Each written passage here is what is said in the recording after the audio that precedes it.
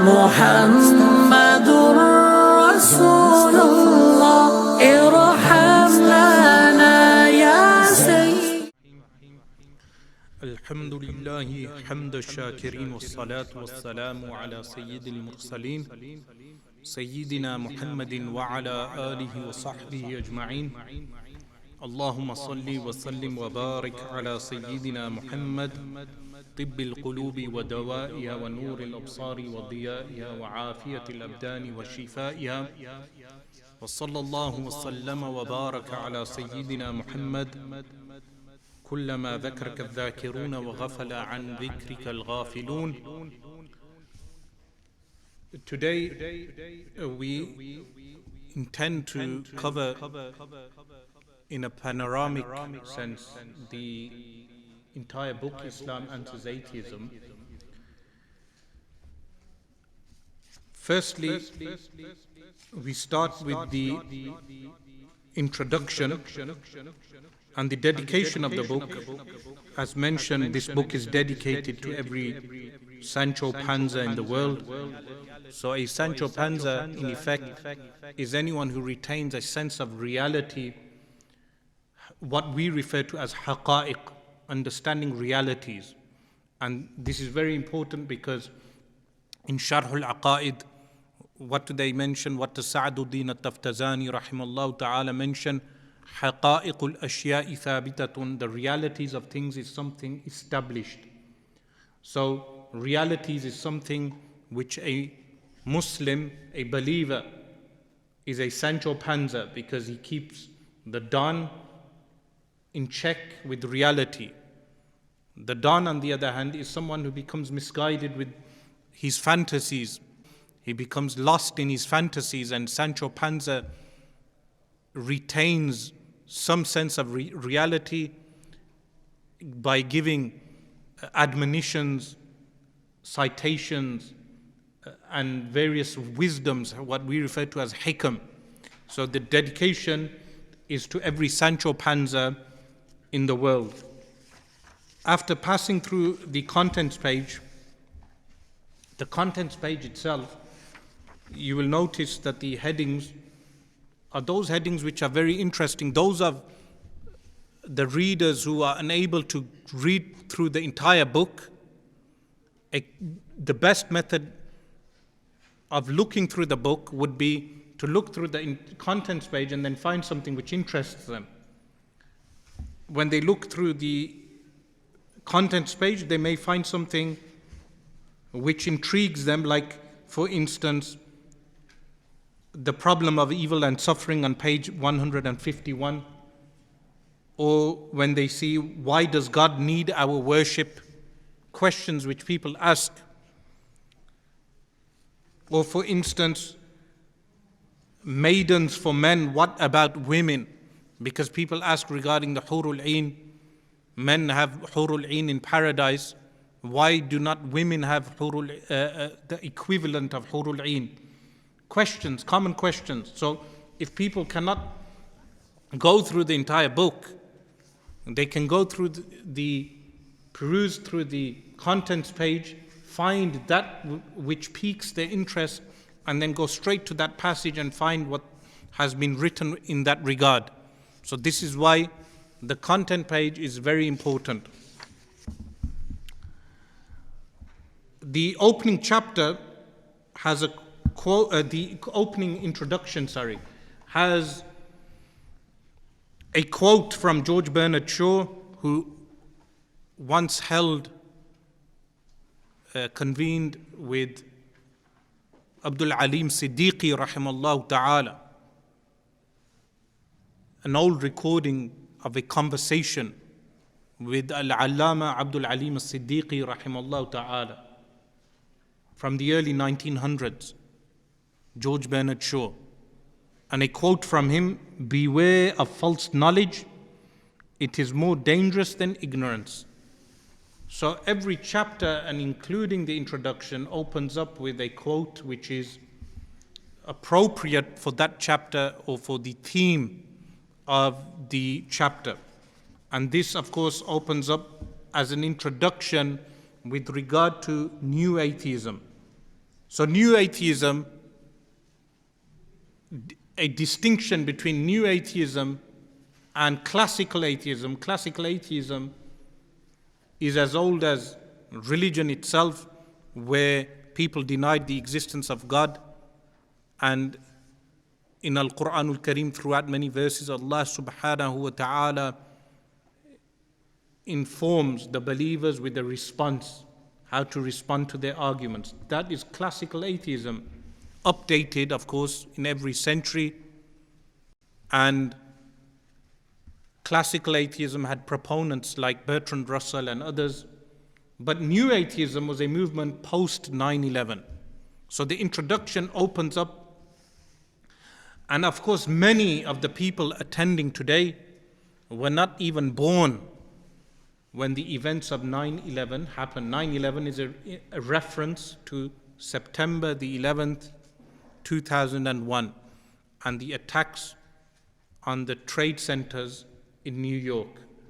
So terrorist attacks on the trade center in New York, the towers, and the response to that, and especially the response to Islam and Muslims. One of the movements that initiated at that period was what became known as New Atheism. So you had the likes of Sam Harris, Christopher Hitchens, Richard Dawkins, Daniel Dennett. These four initially, they wrote books in the early 2000s as a response to religion, including Christianity. And they made many claims regarding Islam, some of those claims unsubstantiated, in a tabloid fashion. So the way the tabloid newspapers will make headlines, the response of new atheists was no different, and a movement arose which became known as New Atheism. This culminated in a meeting which is referred to as the meeting of the Four Horsemen. The Four Horsemen is a reference to the book of Revelations in the New Testament, and the Four Horsemen which are mentioned in the book of Revelations. So the proponents of New Atheism, they were referred to as the Four Horsemen of Atheism. I mean, this was, of course, done to annoy the Christians. And in 2007, a meeting convened in the house of Christopher Hitchens in New York, in America, where they discussed religion, and this was the peak of the New Atheist movement. And then after 2010, up until Lawrence Krauss and Richard Dawkins fell out, they continued in symposiums, in gatherings, attacking religion, making a mockery of religion, bringing fallacious arguments against religion. So this was the New Atheist movement. So the book starts with a reference to that, but one important passage at the beginning, which is, "Reader, welcome, I urge you to read this book in its entirety. Do not judge this book until you have read it all. A book does not reveal everything until you have read it completely. You will not completely appreciate it until you read all of its chapters, like the tesserae in a mosaic. Whenever you think something has not been answered, or a point not clarified, you will find the answer and clarification further down or in another chapter where that point will be more relevant." This is very important because people now, they do not have stamina to finish a book. They have become so addicted to smartphones and entertainment that if they need to sit in a corner and read a book, they will find this difficult, a task more difficult than jogging around the block. If you told someone to jog around the block, they will find that difficult because of unhealthy diets and unhealthy lifestyles. But likewise, to read a book, a person needs stamina. So I place this paragraph at the beginning in order to encourage people to read a book. I mean, people need to read a book or two once in a while. And this is a type of book which is very essential. So the opening passage is in order to encourage people to read the entire book. What also is mentioned is this book is the result of engagements with a vociferous and provocative collection of people. One could almost say a faction called the New Atheists. In addresses at universities, mosques, churches, public areas, as well as in private homes and informal gatherings. New Atheism is on a crusade, a holy war, to dethrone its preconceived ideas of God and indeed all religions. So preconceived ideas, because they have many, as I mentioned, fallacious conceptions of God, preconceived ideas of God, which are utilized in order to place doubt in the hearts of believers, in order to make people leave the fold of Islam or any religion at all. So this book will show how these new atheist arguments use fallacy, straw man arguments, emotional content, and that's very important, emotional content, because the emotional content, the problem of evil, which is covered in chapter 4, is entirely based on emotional content. And peculiar invective to disparage and denigrate. The book aims in particular to counter the propaganda peddled and perpetuated against Islam. So after this, the mention of the Twin Tower attacks, and with regard to propaganda, there is a famous book written by one of the relatives of Sigmund Freud, known as Propaganda, a book written in the 1930s. If you read that book, you will learn with regard to propaganda, written before the Third Reich. So before Hitler, propaganda was a systematic approach in programming populations to a way of thinking, programming. What we have today in the modern media, programming people to think in a particular way. So there is a reference to the Third Reich here. They wrote, in fact, a book on propaganda, and a quote is mentioned here: propaganda has no principles of its own. It has only one goal. And in politics, that goal is always to conquer the masses. Any means to that end is good, and any means that does not serve that end is bad. So the propaganda that we have today, the war in Palestine being a pertinent example today, but so many different issues, propaganda with regard to socio-economic decline or capitalism, the effects of capitalism on migrant communities and working class people, division, making divisions amongst various classes of people, that they concentrate on one another and avoid the bourgeois, the ruling class. The criticism should be for the bourgeois, the ruling class, the ruling elite, but yet the classes are divided amongst themselves. This is all a result of propaganda. So propaganda is a powerful tool. How propaganda is employed, and propaganda is employed in the field of religion to tarnish Islam especially. So the following passage sums up all of New Atheism.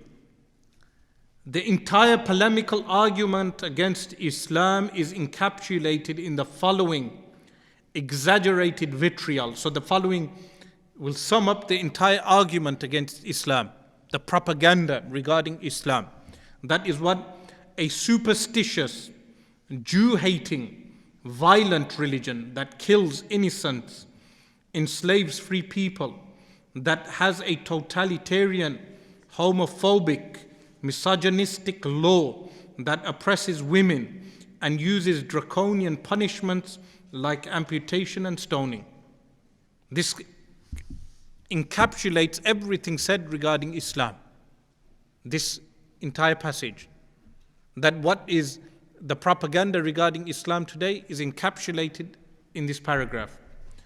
So a sentiment especially echoed by Richard Dawkins, who unabashedly tweeted, now this is Richard Dawkins, a well-known professor, doesn't need an introduction, biologist or a zoologist, who I refer to as an antiquated fossil, an outdated fossil, a person who is out of touch, a person who represents post-colonialism.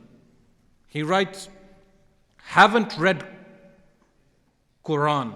Note, he writes Qur'an with a K. Haven't read Quran, so couldn't quote chapter and verse like I can for Bible, but often say, Islam greatest force for evil today. This sums up what they say regarding Islam.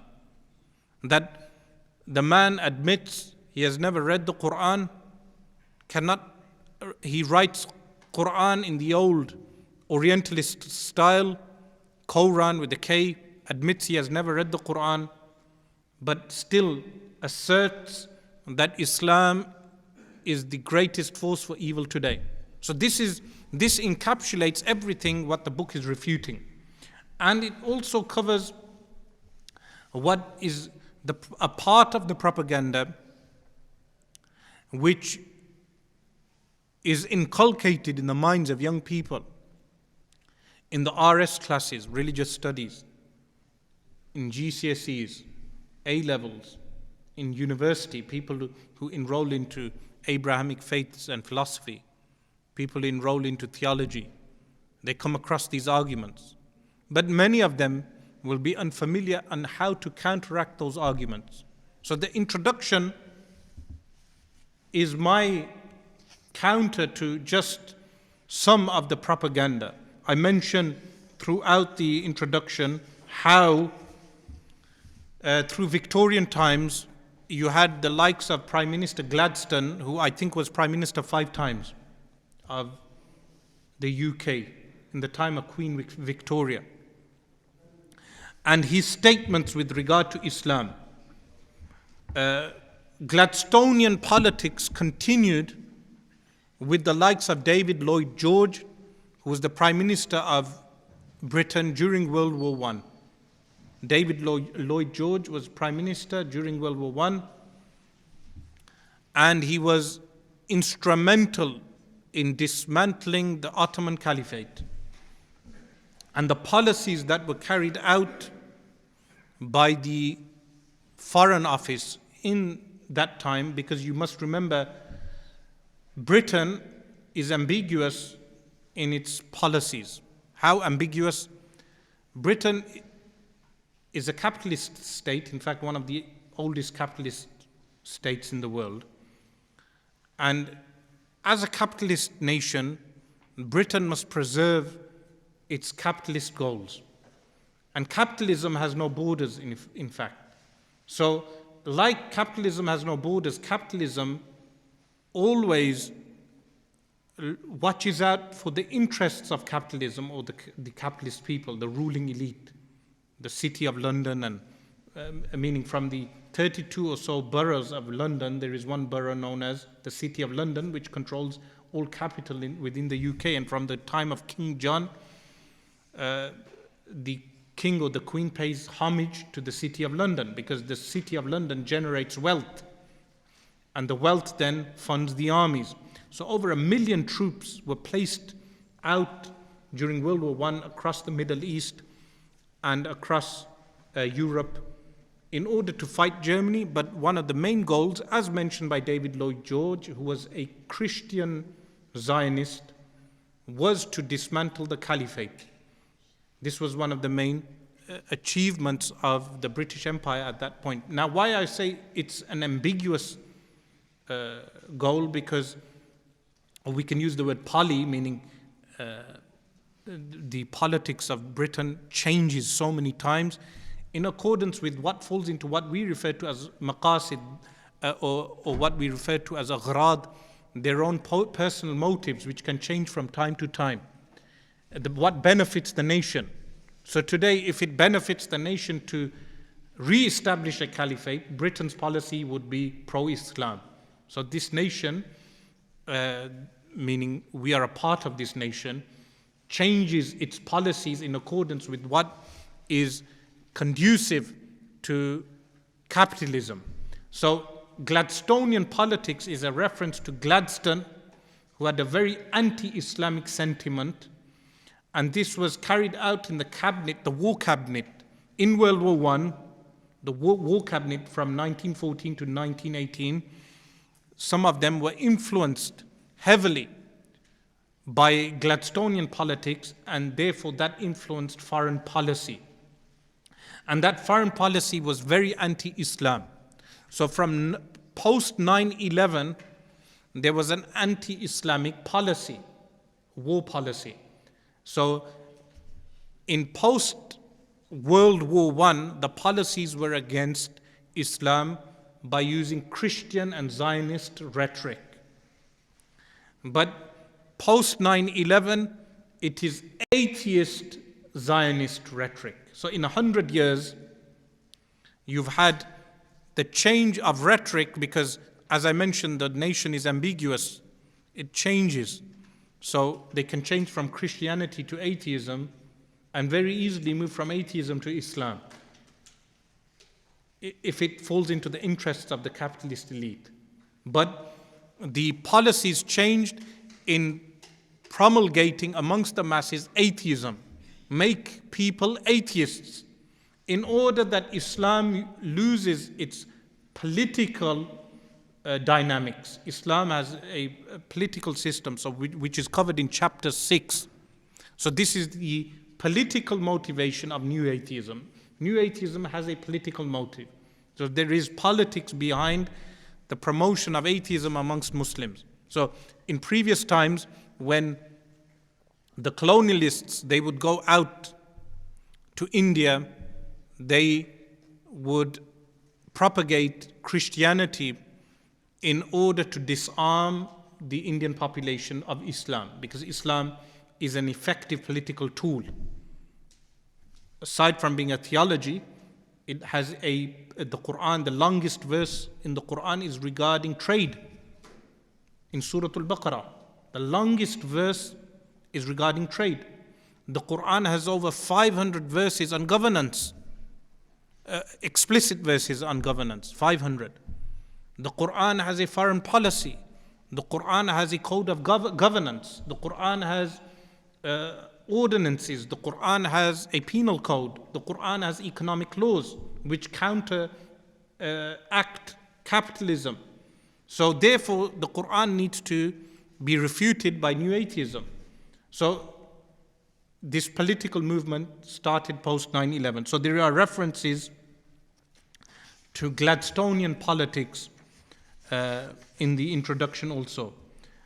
There is also a reference to Sam Harris and his racist attitude, as well as the misogynistic behavior of the new atheists. So Lawrence Krauss, who wrote the book, a book which is refuted in chapter 3, a universe from nothing. So the book is mentioned in chapter 3. Lawrence Krauss was removed or resigned, forced to resign from his post in Arizona University because of sexual misconduct with women.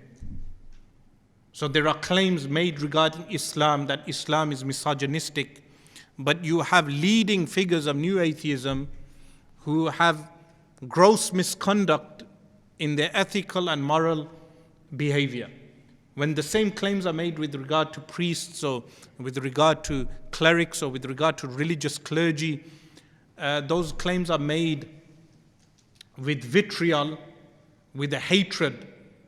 But when the new atheists carry out the similar behavior, if not worse, the reaction of the new atheists tends to be different. There is also a reference to the link between Richard Dawkins and Epstein.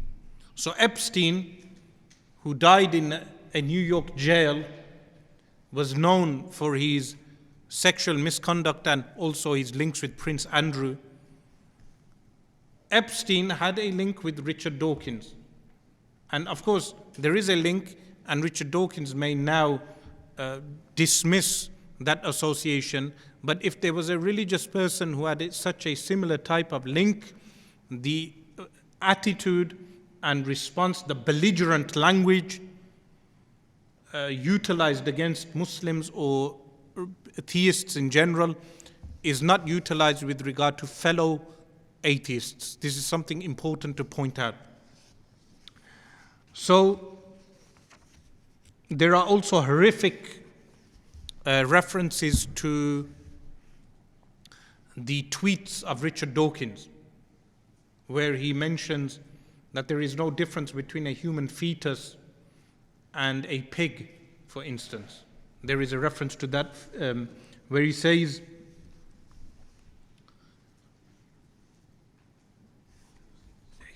with respect to those meanings of human that are relevant to the morality of abortion, any fetus is less human than an adult pig. So atheists, of course, should have no morality, because there is no moral ethics or code of conduct if there is no God. They claim there is. But in reality, if there is no God, there should be no reason why a human being should be ethical. So abortions are permitted, or in fact, many of them campaign for the legalization of abortions. In Islam, there is a code. Abortion is permitted in certain circumstances only. But in Christianity, mainstream Christianity, abortion is totally impermissible. In Islam, it's permitted in certain circumstances, like blood transfusion is also permitted. But for instance, Jehovah's Witnesses, they do not permit even blood transfusion. But atheists, when they respond to those type of religious groups, they would say that there is no ethical reason for abortions being impermissible. But Richard Dawkins, he tweets by saying that there is no difference between a human fetus and a pig, biologically speaking. This is the result of atheism. Likewise, in the same introduction, there is a reference to Gladstone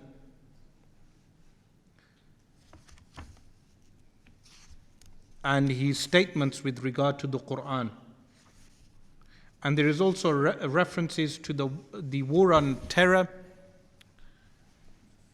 meaning a war on a noun. Have you ever heard of a war on a noun? The war on terror. But it in fact was a war on human beings. A war on human beings.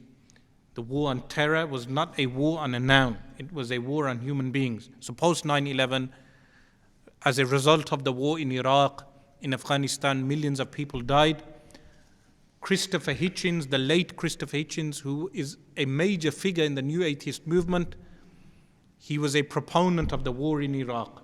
So do not think that new atheism is a humanistic movement that cares for humanity, cares for Muslims, cares for natives of various countries, cares for indigenous peoples of various countries. No. The fact is that new atheism is a violent ideology, a violent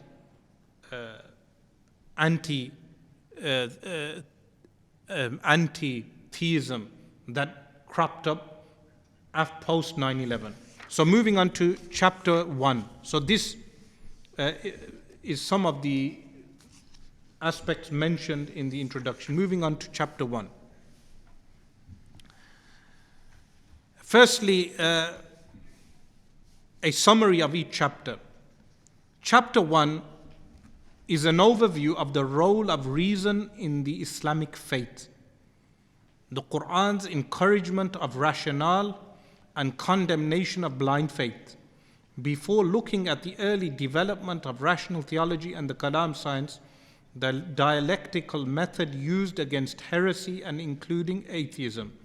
So chapter 1 is regarding the role of reason, how Islam condemns blind faith, how the Qur'an condemns blind faith, and also a science known as Ilmul Kalam, the science of theology or rational theology, how this developed over the centuries and how it refuted various heresies, including the heresy of atheism.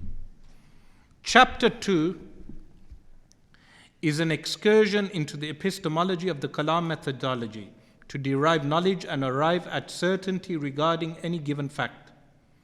The chapter also delves into common material fallacies and a summary of other philosophies which are in contradistinction to Islam and subscribed to by many atheists, knowingly or unknowingly. So chapter 1 is an overview of the fact that blind faith is impermissible in Islam, while chapter 2 looks at epistemology. How do we approach knowledge? How do we attain knowledge regarding facts? And a distinction between Islamic epistemology and modern philosophies and the epistemology that they adopt, a contradistinction between the two, how the two are diametrically opposed to one another, and which of the two, of course, is more rational. Is Islam's method in attaining knowledge more rational, or is the method of various other philosophies more rational? Chapter 3 starts by unraveling skepticism with specific reference to David Hume. Skepticism is doubt, meaning if a person has a flawed epistemology or an epistemology which inculcates doubt, the resultant of their investigations will always be skepticism. Whether this skepticism is a mitigated skepticism or a total skepticism, like the solipsism of the Greeks and various other forms of skepticism. With specific reference to David Hume and earlier Hellenistic philosophy, then it moves to the specific proofs of God. This chapter concludes by considering the innumerable signposts to God, anything from Fibonacci numbers to a snowflake. Even though I don't mention Fibonacci numbers in the chapter, I made a reference to it in the introduction. Chapter 4 delves into the problem of evil, human free will, and other deep philosophical objections to God. Of special interest is an in-depth analysis of Stephen Fry's controversial interview regarding God and evil. So this is a reference to Stephen Fry, the famous comedian. He had an interview in Ireland, and in that interview made a mockery of God and objected to God via the problem of evil. So the entire chapter is in fact a response to Stephen Fry. And the book was sent to him also first class and delivered. Chapter 5 is a response to the claims made regarding Islam's position on science and scientific objections against the Qur'an and Ḥadīth, concluding with a rational approach to the hotly contested topic on evolution theory. So chapter 5 responds to scientific objections on the Qur'an.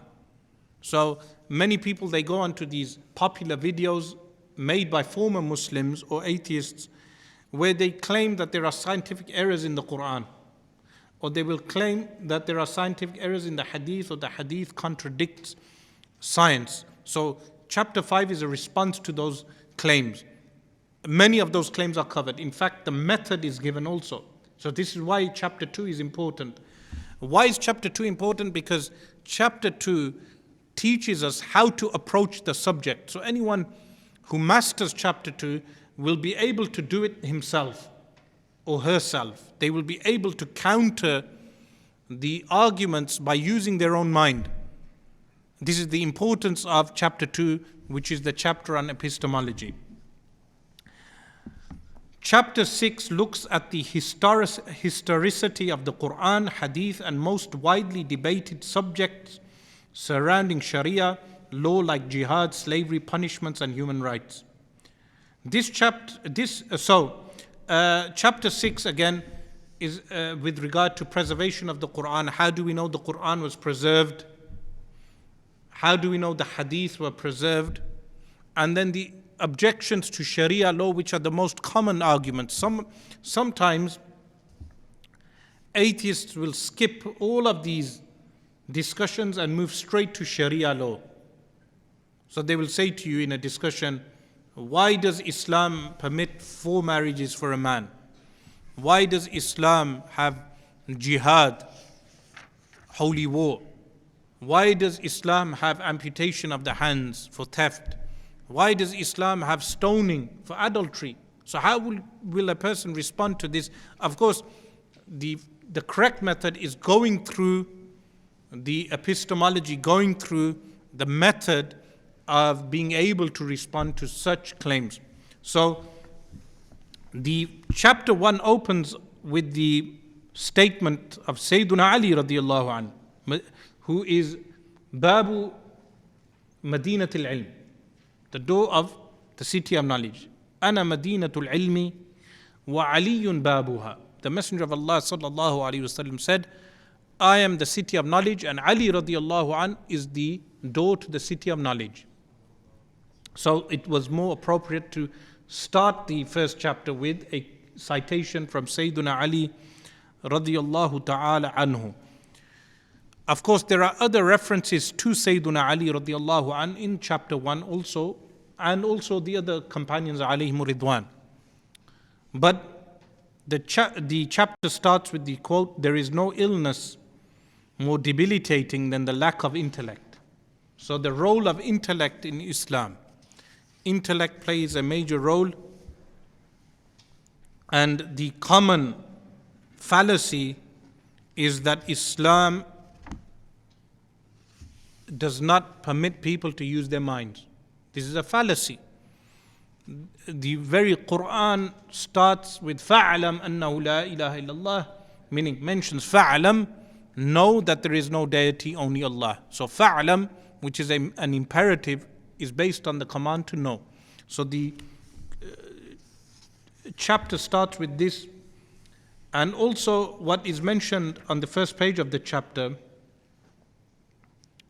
is that many of the arguments of new atheism are actually outdated arguments, repackaged. So outdated arguments which were debated in Baghdad, in cities of knowledge, amongst Muslims and amongst heretical sects. So in the first 200 years or 300 years of Islam, after the founding of Baghdad, Baghdad was founded by the Abbasis. So there was no Baghdad prior to the Abbasi Caliphate. But prior to that, in various cities like Al-Kufa and Al-Basra, but then later in Baghdad, and Baghdad was founded 130 years after the Hijrah, the migration of the Messenger of Allah sallallahu alaihi wasallam. In those cities, in the mosques, they would have circles of knowledge. In those circles of knowledge, a scholar would sit down, teach sarf, morphology, Arabic morphology, or nahaw, Arabic syntax, or rhetoric, or hadith, and some of them would teach doctrine, aqidah, belief. And because of the translation of various books, those books entered Baghdad. Initially, the books were in Greek. So the Muslims, they adopted all the Greek philosophy, and one of the caliphs commanded some of the proficient translators to translate those Greek documents into Arabic. So Greek philosophy entered the Arab world, or the Muslim civilization. Because the civilization, even though in the early period composed of Arab rulers who were the caliphs, the civilization itself was Persian, Arabic, African, a mix, even European. There were many European Muslims who had entered the fold of Islam, and the civilization was a mix, meaning a good example of real, what they refer to today as multiculturalism. Real multiculturalism was found in Islam. So in this period, they debated in the mosques. So many debates. So the arguments utilized by new atheists are in fact outdated arguments. So I make a reference to some of the philosophers, modern or pre-modern philosophers, pre-modern, the likes of David Hume. Some of the arguments that they utilize are in fact mentioned in the books of Kalam, Ilmul Kalam, which is rational theology. So on page 14, where I mentioned the prime importance of Kalam. What is Kalam? Kalam is a tool utilized by Muslims in order to counter rational arguments against Islam. So if someone is stating that they are making a rational argument, Kalam is a tool which counters that rational argument, and was a tool that was utilized in the early period. There are some people now who object to Kalam, claiming that Kalam is impermissible because some of the earlier scholars, as-Salafus Salihun, they prohibited Kalam. Like Al-Imam Muhammad bin Idris al-Shafi'i rahimallahu ta'ala, who said, "Hukmi fi ahli al-kalam," that my judgment regarding the people of Kalam is that they be lashed, and various similar types of statements. The response to that is that Al-Imam al-Shafi'i rahimallahu ta'ala was stating this with regard to the impermissible Kalam in the early formative years, when Ilmul Kalam had not developed, but Kalam, when expressed unrestrictedly, was in reference to the Mu'tazili sect. Was a reference to the Mu'tazili sect, who would utilize Ilmul Kalam for heretical arguments. So the early condemnation of Kalam was in reference to the heretical sects that utilized fallacies in order to argue against Islam. But Ilmul Kalam, as Ibn Asakir, the famous historian and Ḥadīth scholar, Damascene scholar, he points out that Ilmul Kalam, as developed by Sunni theologians, was a valid tool, a valid science, which was utilized to counteract any arguments. And this was the valid Kalam, the type which Al-Imam Abu Hamid al-Ghazali rahimallahu ta'ala utilized to counter the Greek philosophers and the scientists of his time, who attempted to assault the very religious doctrines of Islam. So it's important to understand what is meant by Ilmul Kalam. Is rational discourse and rational discussions encouraged by the Qur'an?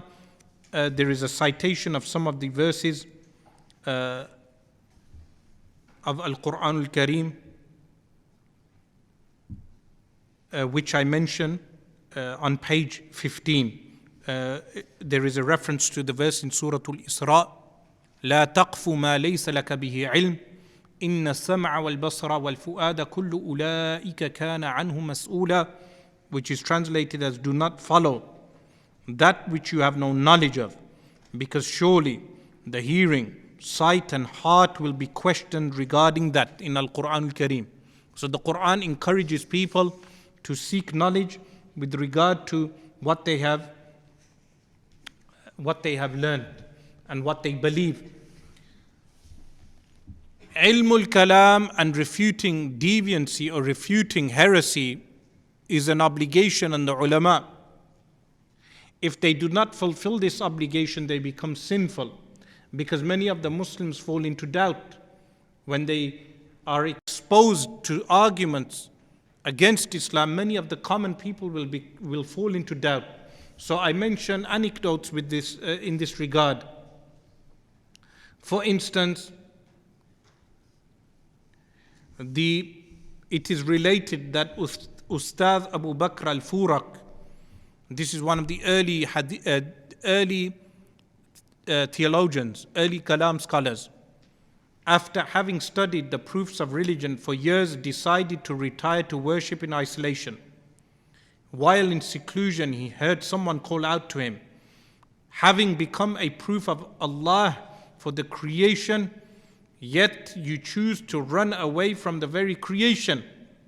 On hearing this, Ustad Abu Bakr abandoned his retirement and went back to teaching. Meaning it's a fard, an obligation on the ulama to teach the people the counter arguments that are made by the detractors of Islam. The arguments that are made against Islam, the ulama must teach the people how to counter those arguments. There is another anecdote which is mentioned, which you can read for yourself. Then I mentioned the categories of belief. Beliefs, there are those beliefs which we know solely from the intellect. Like we know from the intellect the existence of Allah, and we know many of His attributes solely from the intellect alone. Like we know Allah is all powerful from the intellect alone. Then there are those beliefs which rely upon the scripture alone, like the belief in angels.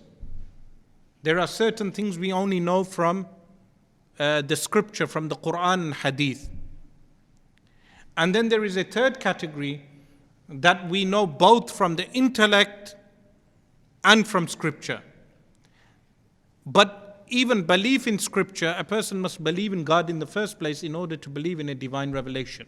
So this categorization of belief is mentioned. Then there are degrees of proof. Degrees of proof.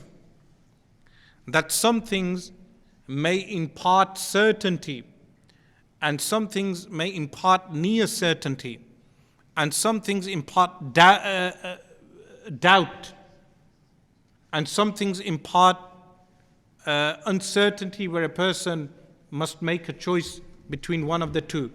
When we refer to belief in Allah, which type do we mean? We mean absolute certainty. A person must have absolute certainty with regard to the existence of Allah Almighty. So this is with regard to degrees of certainty, and also this differs from people to people, from person to person. And I mentioned the anecdote of an old woman in the village. She is asked with regard to her faith, and she believes in one God. But why does she believe in one God? She has her own proof. The proof is what? I write on page 18, likewise an old woman in a village was asked the same question while she was cooking meat broth in a large cauldron. Meaning, which question? Why do you believe in a God? She responded by saying that when she cooks and stirs the broth, if she stops stirring, the contents remain still, and the broth only moves when she stirs.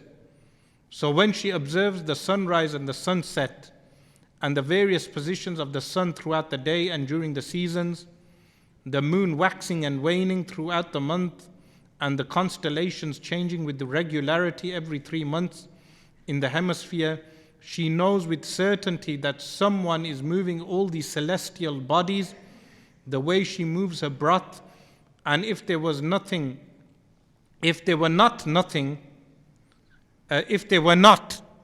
nothing would be moving. When further asked whether that God could be one God and not two or multiple gods, she responded by saying, so I carry on with the anecdote.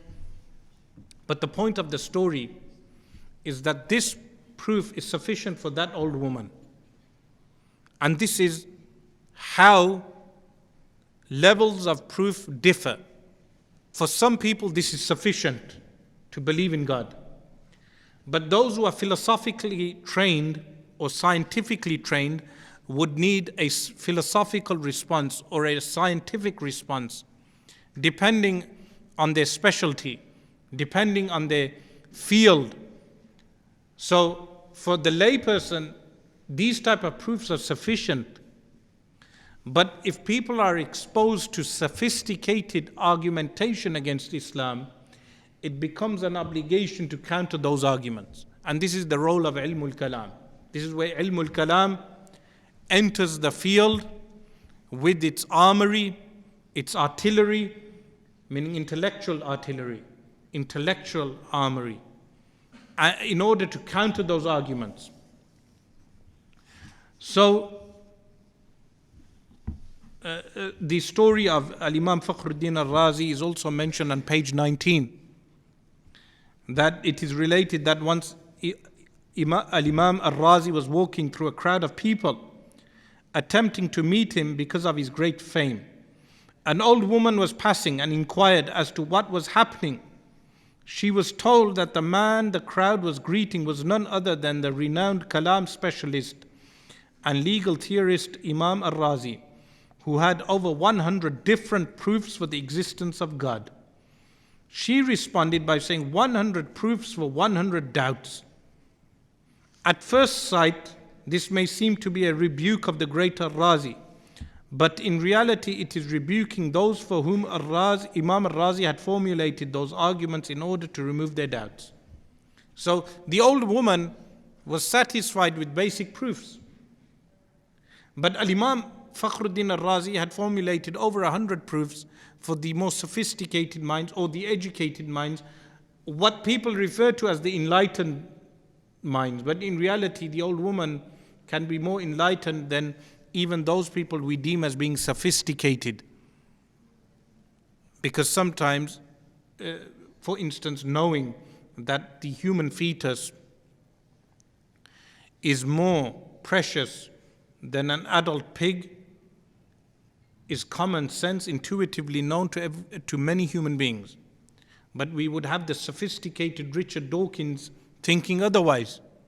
So this shows that even those people deemed as uneducated, illiterate, unenlightened, they will be more enlightened with regard to those things which are intuitively known from our human fitrah, natural disposition.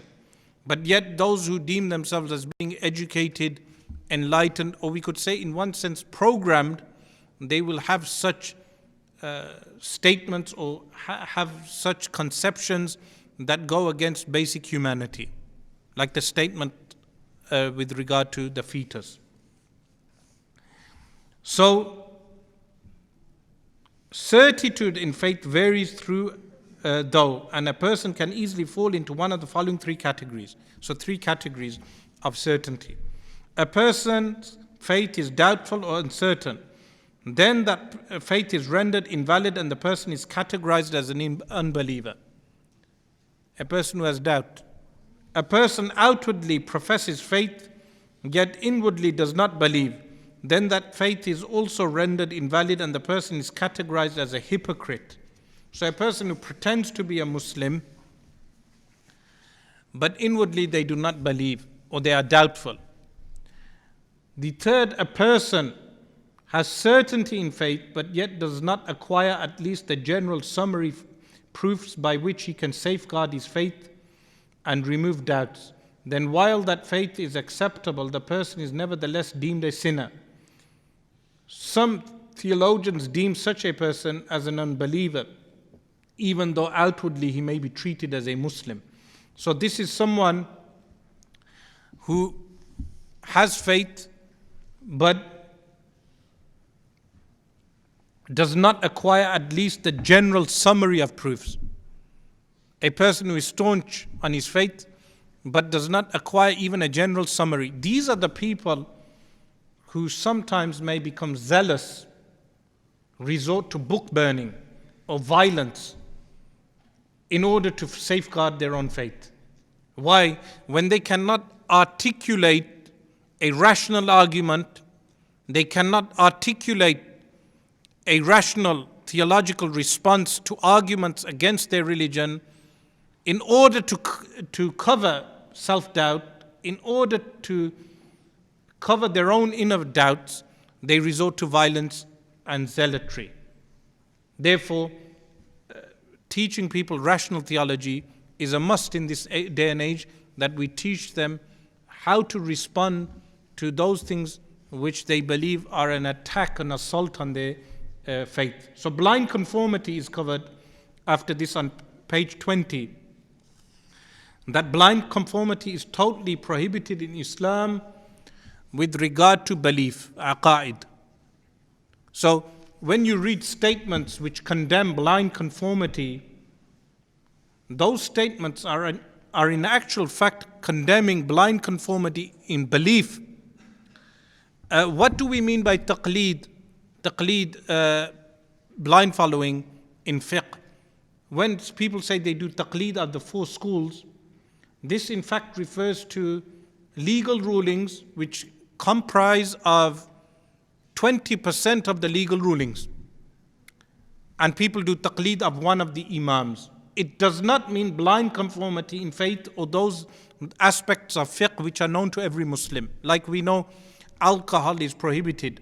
You do not need to be a muqallid, a person who is blind following, in order to know the basic that alcohol is prohibited in Islam.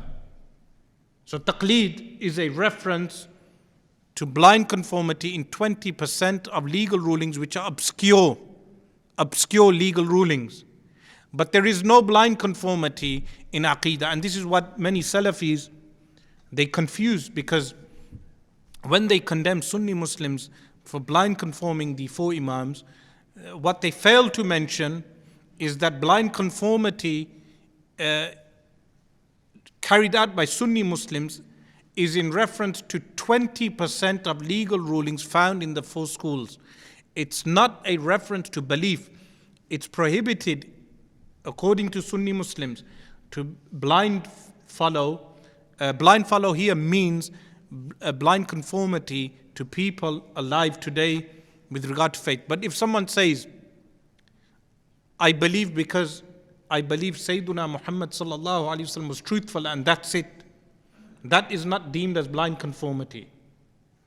If someone says, I believe whatever the Prophet sallallahu alaihi wasallam told me, that's fine, because he believes in the truthfulness of the Messenger of Allah sallallahu alaihi wasallam. But if he says, I believe because my parents are believers, or I believe because of society, this is considered blind faith.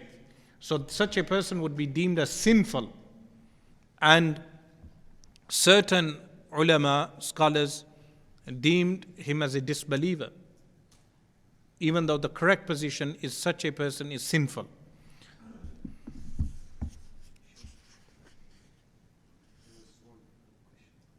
The questions and answers is at the end, inshallah. So write down your questions, and any questions you have, place them on a paper and then send them to the front. What was your question?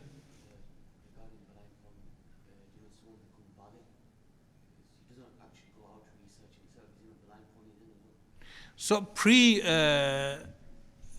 when a person reaches the age of taklif, so this is covered, as I mentioned in my book at the beginning, that any question you believe has been left unanswered, you read through the book, you will find the question answered. Your question's answered in the book. So as we go continue, you will find your question answered. Under the point of taklif, taklif is what? Legal obligation. When does a person become legally obligated? So your question will be answered further down.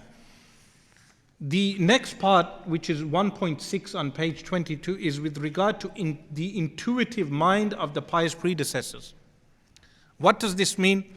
This means that the pious predecessors possessed an intellect that they were able to answer questions intuitively, that today we would deem those questions as being theoretically difficult.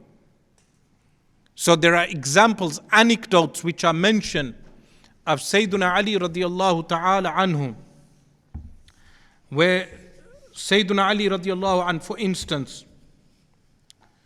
it is mentioned, was standing to deliver a sermon when a man stood up and asked a question regarding inheritance laws, which for anyone else would have taken contemplation and calculation. The Caliph Ali radiallahu anhu answered immediately, without such a need. Those who were present in the audience were astounded at his brilliance. This particular question on inheritance laws became known as the pulpit questions in the books of jurisprudence. This is in reference to a story that Sayyidina Ali radiallahu anhu was standing on the pulpit.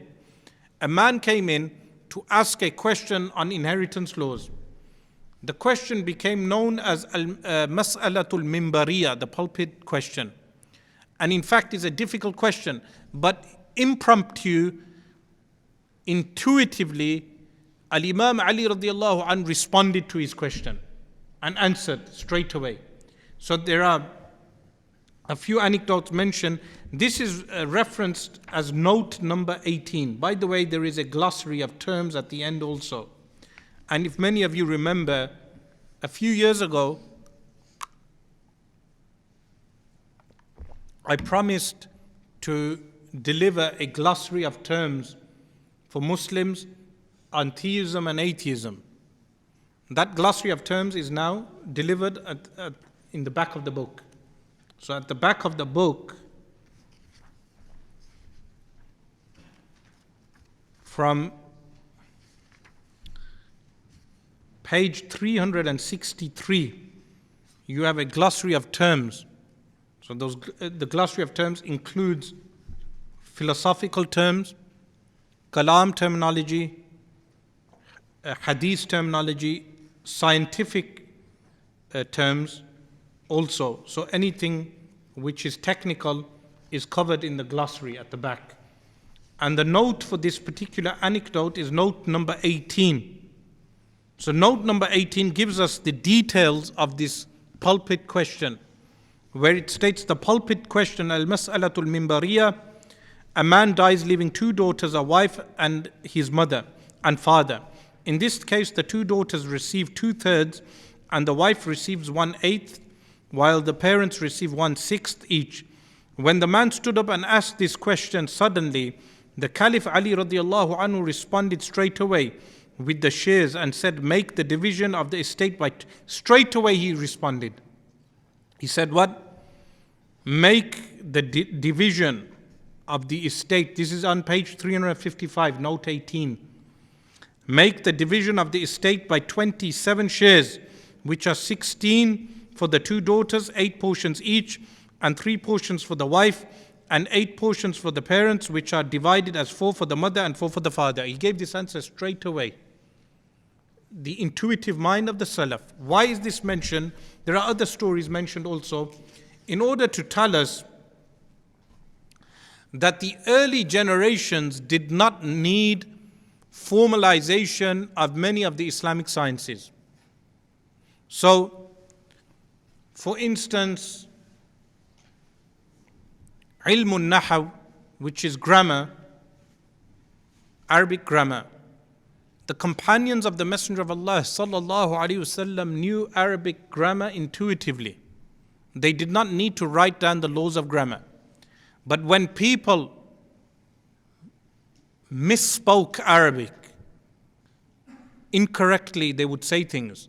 Sayyidina Ali radiallahu anh commanded Abu al-Aswad to write down the basic rules of grammar. This was the inception of Arabic grammar. Likewise, ilmul kalam, the rational method of argumentation, the pious predecessors did not need to write down the rational method because many of the arguments they could answer, they could respond to intuitively. But then the later generations felt the need to write down the methodology of ilmul kalam. This is the purpose of this section. Section 1.7, the mind and the intellect, is with regard to the praise of the intellect, that the intellect is praised in the Qur'an and the sunnah. There is an anecdote mentioned here, in fact an authentic Ḥadīth. This is an authentic Ḥadīth which is referenced also toward the end, again on note 21. Al-Imam al-Bayhaqi narrates in Al-I'tiqad that Sayyiduna Umar radiallahu anhu, Caliph Umar radiallahu anhu, in a conversation with the Messenger of Allah sallallahu alaihi wasallam, when the Prophet sallallahu alaihi wasallam was extolling the afterlife the horrors of the grave, and the having to face the two angels in that grave who dispense punishment to the unbelievers, at that point, the Caliph radiallahu anhu asked, will my mental faculties be intact at that time? The mind. To which the Prophet sallallahu alaihi wasallam said, yes. And the Caliph Umar radiallahu anhu said, I should be able to handle their questioning then. The Messenger of Allah sallallahu alaihi wasallam responded with, Umar is certain and truthful. What does this tell us? The role of the intellect. The role of the intellect. That Sayyidina Ali radiallahu ta'ala anhu, Sayyidina Umar radiallahu anhu, he inquired with regard to the intellect, meaning the prime importance of the intellect, that even the questioning of al-munkar and al-nakir, a person can respond to al-munkar and al-nakir by utilizing his intellect. So this is an example that is mentioned in this section with regard to the importance of the intellect. The next part, 1.8, is religious hypocrisy. Religious hypocrisy is in reference to those people who tarnish the name of religion. Who tarnish the name of religion. So people who may ostensibly appear religious, meaning you cannot define religiosity by appearance. A person may have a long beard, but honesty in trade and commerce will be at a loss, meaning when you deal with him in trade and commerce, he's a liar. Another person may have a short beard or no beard at all, but is very honest in trade and commerce. So religiosity, people who have an ostensible religious appearance, or what people deem as religiosity in garment, clothing, but they will be hypocritical in their belief. This is a reference to belief, that outwardly a person may deem himself or make the pretensions of being a believer, but inwardly a disbeliever. So I make reference to Roald Dahl at this point also, and Bertrand Russell. So Bertrand Russell, famous philosopher, Bertrand Russell mentions that such types in his frank and honest autobiography. So he has a 3-volume autobiography recounting horrific things that a priest he knew did in his formative years. He concludes by saying that some of the greatest evil on earth has been perpetrated by religious people. Roald Dahl, the children's writer, also claims in Boy Tales of Childhood that the beatings he received from supposedly religious people, meaning the headmaster in his school, during his childhood led him to disbelieve in God. This is why I believe atheism is also a psychological problem, that people who are abused by religious hypocrites are mentally affected in their formative years, that it leads them to reject God, reject religion. So people who are abused in madrasas in Pakistan and India and Bangladesh, the madrasas are not correctly regulated. But it's a systematic failure, because abuse in those places is not limited to the madrasas. There is an institutional failing, that children may be abused throughout various institutions, like we had here in the UK, institutional failings with the BBC, with abuse cases within the BBC, Jimmy Savile, or abuse cases in care homes, abuse cases with Prince Andrew, abuse cases in Hollywood, abuse cases in schools and colleges, abuse cases in the Premier League, abuse cases within the clergy. So likewise, there were institutional failings within the UK, but in America, in the US and other places, in France today, abuse from government, meaning government officials, and in Italy, but also in Pakistan, institutional failings in the madrasa, that young children may be abused. Some of those young children in their formative years may begin to disbelieve in God.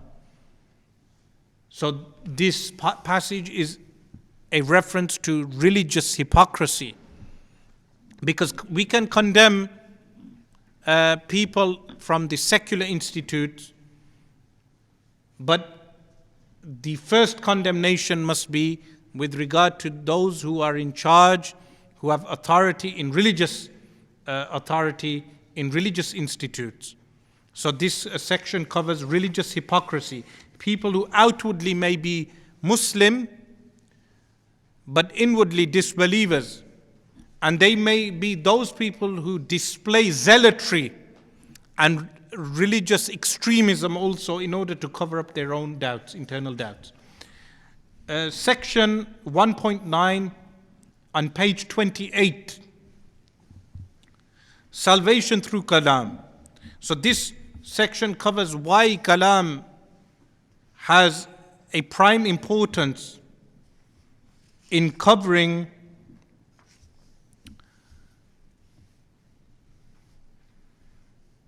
in counteracting rational arguments. That in order to counteract rational arguments, meaning sometimes some people present fallacious arguments and they say these arguments are intellectual or rational, but there is no real definition of what is actually rational. They never mention how do you define rationality. How do you define an intellectual argument? What is your epistemology? What is your method of defining an argument? They will have none. They will only have emotional argumentation. So a person who will deny a miracle, for instance, he will state that I do not believe in this miracle. Why do you not believe in this miracle? Because it sounds irrational. What do you mean by rationality?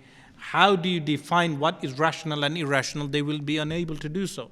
And they cannot demonstrate. As I will show in chapter 2, that has adequately been done in chapter 2. So 1.9 is with regard to the prime importance of ilmul kalam, and also a reference to cults and cult blind following and miracle making and superstition. So I mention, in reality, such people who are ignorant of the rational basis of belief in God are prone to claiming miracle making, superstition, imagination of visions in a wakeful state and dreams, and other elements of misguidance. Some Eastern mystics claim that if the body is freed from its material desires, then a person can reach enlightenment. But does this enlightenment conform to a knowledge that does not contradict the rational mind? If it does contradict rational thought, then it is not enlightenment, but rather a satanic delusion or a delusion of the ego. Anyone who rushes into spiritual practice without attaining the requisite knowledge first is in fact largely following a hidden desire, such as in many of the New Age groups or Eastern mystical groups. This is on page 30, by the way. Or deviated Sufi cults, where that desire could be love of leadership, wealth, fame, notoriety, or even a desire for miracles. In fact, traditional Sufis, so I have to place the disclaimer, real, authentic Sufism. Traditional Sufis warned against such people. Authentic early Sufi masters would first teach the adept rational proof for the existence of God and His divine attributes, one of the earliest and reliable books, Al-Qushayri's epistle, Ar-Risalat al-Qushayriya, starts with an elaboration of rational theology. So after this I mentioned that even authentic Sufis, they warn against such type of cult. So much of the inauthentic Sufism that we observe today is as a result of not teaching the adept rational arguments for God or the Qur'an and Sunnah. So what I mean by this, a person affiliates with a shaykh or a group, he must at least teach him either verses of the Qur'an and Hadith. And if the person is not satisfied with verses of the Qur'an and Hadith, then teach him rational arguments for the existence of God. Both of these. But if they are not learning the rational arguments for the existence of God, and they are not learning Qur'an and Sunnah, there is something missing. So if someone just learns Qur'an and Sunnah, it is perfectly fine. But if they are exposed to rational arguments against Islam, then they must learn also the rational arguments also. It's important that they learn both. Then in 1.10 on page 31, I mentioned the emergence of dispute. That why did dispute arise? So some history of early disputes amongst the Muslims, that when the disputes arose, then people needed rational arguments to counter those the disputes, counteract those disputes. On page 33, I mentioned the Mu'tazila sect. So the Mu'tazila sect was seen as the most rational sect.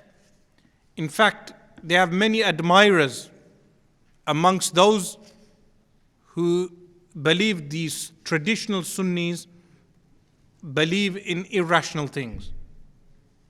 They have many admirers amongst non-Muslims and even Muslims who adopt Mu'tazili positions.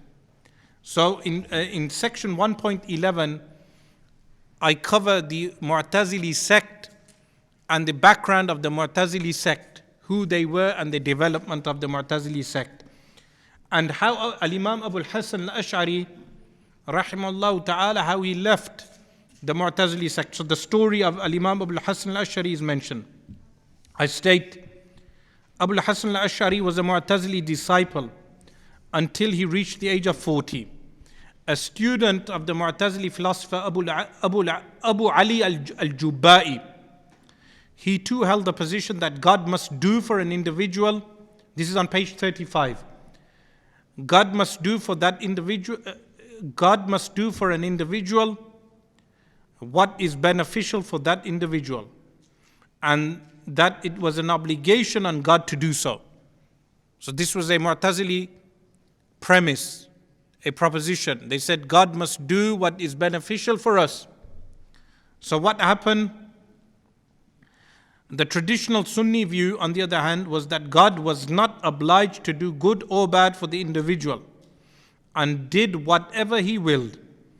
The Mu'tazila's view avoided difficult questions like why God created evil or whether humans created their own actions.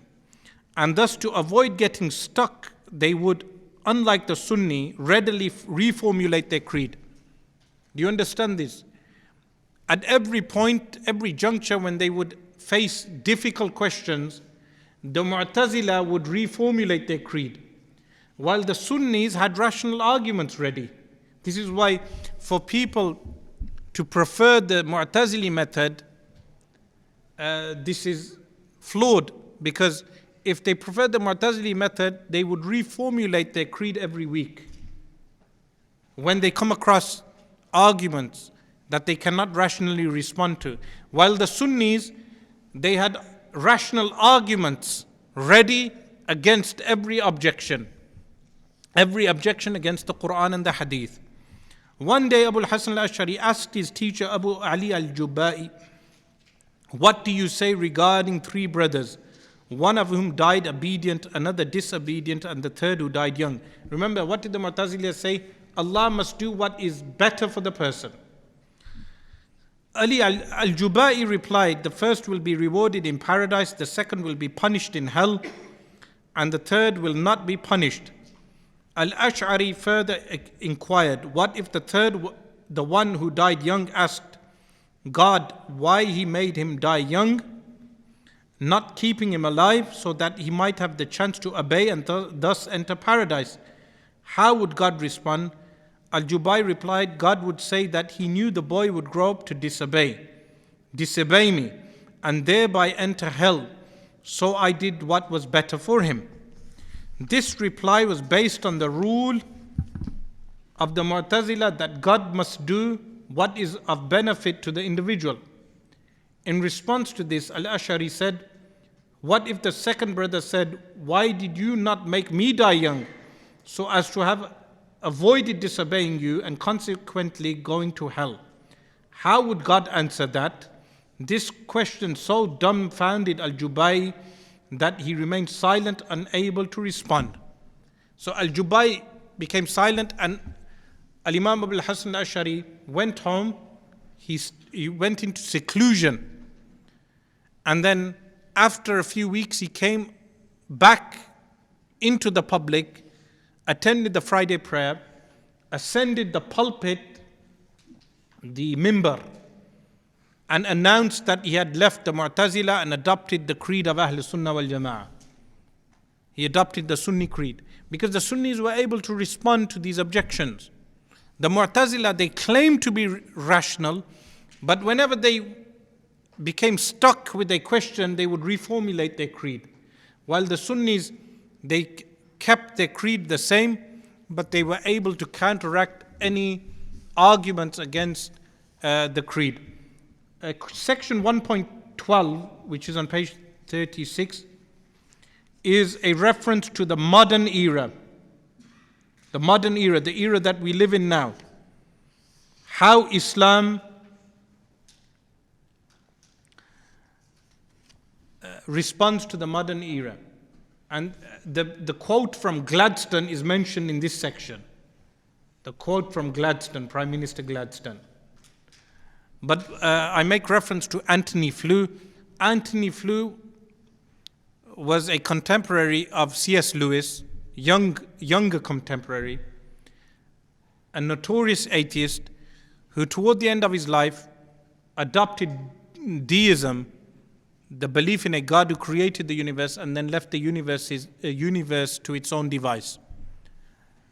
And then he wrote a book, co-authored a book toward the end of his life, that there is a God. His criticisms of Islam specifically, or theism in general, consist of old Mu'tazili arguments. If you read his book that he wrote in his earlier times, you will find that the arguments are outdated, in fact. And he would fall amongst those people who were amongst the old atheists, not the new atheists. But then you have cases in the modern age of a young Saudi woman who fled domestic abuse in Saudi Arabia, took asylum in Canada, and it was all over the news. She refused to board a plane going back to Saudi Arabia in order to avoid domestic abuse. She left Islam due to domestic abuse. And what did I mention? Fake religiosity, cultural beliefs that affect the mindset of young Muslims. So this Saudi family that abused her, they may believe in Islam, but their beliefs are not rooted in a rational understanding of their faith. So the effect of their abuse was that their daughter left Islam. The effect of that domestic abuse, and this is commonplace, that domestic abuse in many religious groups leads young people to leave the faith. So she left the faith and she went to Canada. Now, she gained her freedom. What would you expect the first act of freedom to be? So I mentioned this on page 39, that these arguments can range from the non sequitur to the totally irrelevant. When recently a Saudi woman fled the domestic abuse of her family, and a non sequitur means reasoning that doesn't follow through. Reasoning that doesn't follow through. After taking asylum in Canada, the headline reads Saudi. So you'd expect, what is the headline? She has escaped domestic abuse. What freedoms will she have? Saudi teen granted asylum in Canada makes the most of her new life, eating bacon for breakfast and grabbing a Starbucks coffee with her legs exposed. Meaning, as if to say, the most freedom can offer is what? Bacon, coffee, and to uncover your legs. So you have sophisticated arguments, but then you have journalistic headlines, the type of headlines you have regarding those who speak against Israel today. Journalistic headlines. So this is the modern age that we live in. The above headline highlights the xenophobic rhetoric being fueled by major news corporations to evoke emotive responses from both sides. Emotive responses from both sides. As well as that, such headlines instill fear in the mind of the reader, illustrating an alien community, meaning illustrating Islam as an alien community or cult which seeks to remove their freedoms. Similar accounts of propaganda were seen in Nazi Germany when Jewish communities were realigned and marginalized from the population to be seen as the common enemy. Isn't this relevant today? Meaning Jewish communities were marginalized in Germany by the Nazis. But today we have people who are Zionist Jews who attempt to marginalize Muslims. And likewise, new atheism. So this passage is, of course, very relevant to today. This recalls another incident where a woman leaves Islam for cultural reasons. Obviously, random cultures like the old Saudi law banning women from driving are to be found mixed in with Islam. Trying to convince her sister to leave Islam, the best proof that she could furnish was, "Then you can eat whatever you want." In reference to the dietary restrictions of Islamic law, that those dietary laws may be there for our own well-being can hardly impinge on such a proof. So these are the type of proofs. This ongoing war of words alongside the wars on terrorism and counter-terrorism are to be found not only in new atheism, but have roots in the religious fanaticism of Charles Martel, the Crusades, and later the imperial powers that developed from the wealth of Muslim Mughal India and Black Africa. The philosophies that are found with this undercurrent may shift, but the same attitude remains. From exporting Christianity to Muslims, blacks and natives of new lands, to the deliberate spread of neoliberal and humanist ideas to the Muslim world, all the while disparaging the entire tradition as inferior, backward, and unfit for the modern world. It is inevitable that what is modern and what is barbaric is determined by the Anglo-European power structure. The attitudes are the same today as they are when the Prime Minister Gladstone of Britain is reported to have said in Parliament, holding up a copy of the Qur'ān in his hand, "So as long as the Egyptians have got this book with them, we will never be able to enjoy quiet or peace in that land." So this summarizes new atheism in the modern age. Toward the end of this chapter, on 1.13, we have 15 atheistic fallacies. These are 15 atheistic fallacies. These fallacies In summary, and you can read through the fallacies yourself, generalizing something which is specific, fallacy number 1. Fallacy number 2, specifying something which is general. So for instance, there may be something general, a rule which is general, and the atheist may commit the fallacy of ascribing specificity to it. For instance, a general prophetic injunction states, do not kill women and children, non-combatants in war. So the fallacy would be, the Hadith states that do not kill non-combatants, do not kill women and children. But observing some terrorist organizations killing women and children, the fallacy would be that Muslims permit killing of women and children. This is a fallacy. It goes against the text. Number 3, additions which are not in the original. This is where general statements in the Qur'an and prophetic statements are added to, creating a fallacy not found in the original statement. Number 4, fallacy number 4. Hiding conditions and limits which change the context. Fallacy number 5. Using quotes without the previous or following text. Fallacy number 6. Playing with the meaning of the text to establish a point. Fallacy number 7. The strawman fallacy. A well-known fallacy where a presumption is made and then attacked according to the disputant's own devices. Fallacy number 8. Using an isolated aberrant opinion or an anomalous juristic opinion, ijtihad, and applying that to Islam as a whole. Number 9. Using the position of a sect within Islam as the given position of Islam. Number 10. Texts attributed without verification, like the false ascription to Sayyidina Umar radiallahu anh that he had the library of Alexandria burnt. This is incorrect.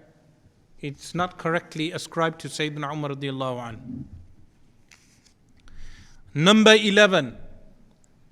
Hiding or sheer ignorance of valid texts. Number 12. Science is based upon atheism. It's a fallacy to say science is based upon atheism. Or even to say atheism, the foundations of atheism are based upon science. Number 13. The red herring or the side trimming. This is when one thing is being discussed and the interlocutor brings up something else which is totally irrelevant to the issue at hand. Number 14, appeal to popularity or authority. Like someone says, the Mufti of Saudi Arabia says this, or the Ayatollah of Iran says this. Number 15, the misusing words. So these are 15 fallacies which I placed, which are good for everyone to memorize. Read the examples yourself, and if you have additional questions regarding the fallacies, you bring them up toward the end. Chapter number 2 starts with a quote from Albert Einstein, which is, when I think of the most able students I have encountered in my teachings, I mean those who have distinguished themselves not only by skill, but by independence of thought, then I must confess that all have had a lively interest in epistemology. So epistemology is the subject matter of chapter 2. The meaning and importance of epistemology. Epistemology, of course, comes from episteme, the Greek word, which is mentioned at the beginning.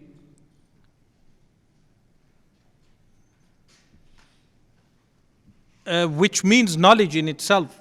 Episteme means knowledge in itself.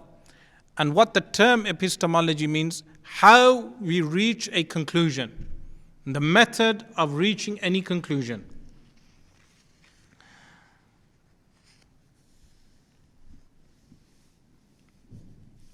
A question here in section 2.2 on page 53. And remember, most people found this chapter the most difficult. This chapter is the most difficult chapter.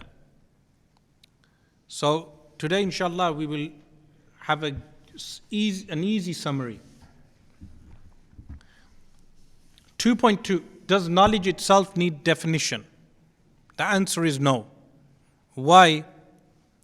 Because the claim we make is knowledge itself, meaning what knowledge is self-evident. Because if knowledge needed a definition,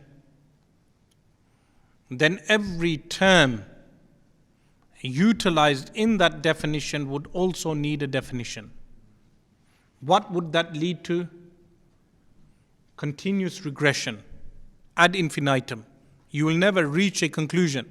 If I say to you, knowledge is attaining facts with regard to external reality, someone can object and say, what does the word facts mean? Then I will define facts. Or what does external reality mean? And I will define external reality. Then when I define facts, someone will come along and say, how do you define facts? In your definition of fact, you said the definition is this. This term, how do you define this? And this will carry on ad infinitum, to no end. So Al-Imam Fakhruddin Al-Razi, rahimahullah ta'ala, in his Nihayatul Uqul, fi Dirayatul Usul, which is not mentioned in the book. I purposely left the Arabic references in the bibliography. So the books that were utilized for this book, one of them was Nihayatul Uqul, which is referenced is mentioned in the bibliography. So Al-Imam Fakhruddin Al-Razi points this out, that knowledge itself does not need a definition. Section 2.3, which is page 54, is with regard to judgments. And remember, I said I will simplify this for you today. If you read the book itself, many people found this difficult, the most difficult chapter. Judgments, firstly, what is a judgment? Judgment is affirming or negating something. If I say Zayd is standing, it's affirming. If I say Zayd is not standing, it's negating. Between a subject and the ascription to that subject. Zayd is standing. So this is a judgment. And judgments, remember one important thing here also is that the atheist will not accept our epistemology without proof. So the purpose of the chapter being detailed and explanatory is in order to convince the reader, the atheist or skeptic reader, with regard to our epistemology. That our epistemology is more watertight and better than the proposed epistemology of the skeptic. The skeptics of the like of David Hume. So, judgments are mentioned in section 2.3. Then in section 2.4, and you can read those segments yourself. Is it clear what judgments are? The affirmation or negation. Then section 2.4 is regarding empirical judgments. Now I'll simplify this again. What are empirical judgments? Empirical judgments are judgments we observe or feel. We observe fire burning, it's an empirical judgment. When someone lights a match and they place a burning match next to paper, what will happen with paper? Paper will burn. So this is an empirical judgment. 2.5 covers rational judgments. But in 2.4 there is a passage which people will find difficult. But I'll make it easy. Some judgments are existence with non-existence. Examples of these.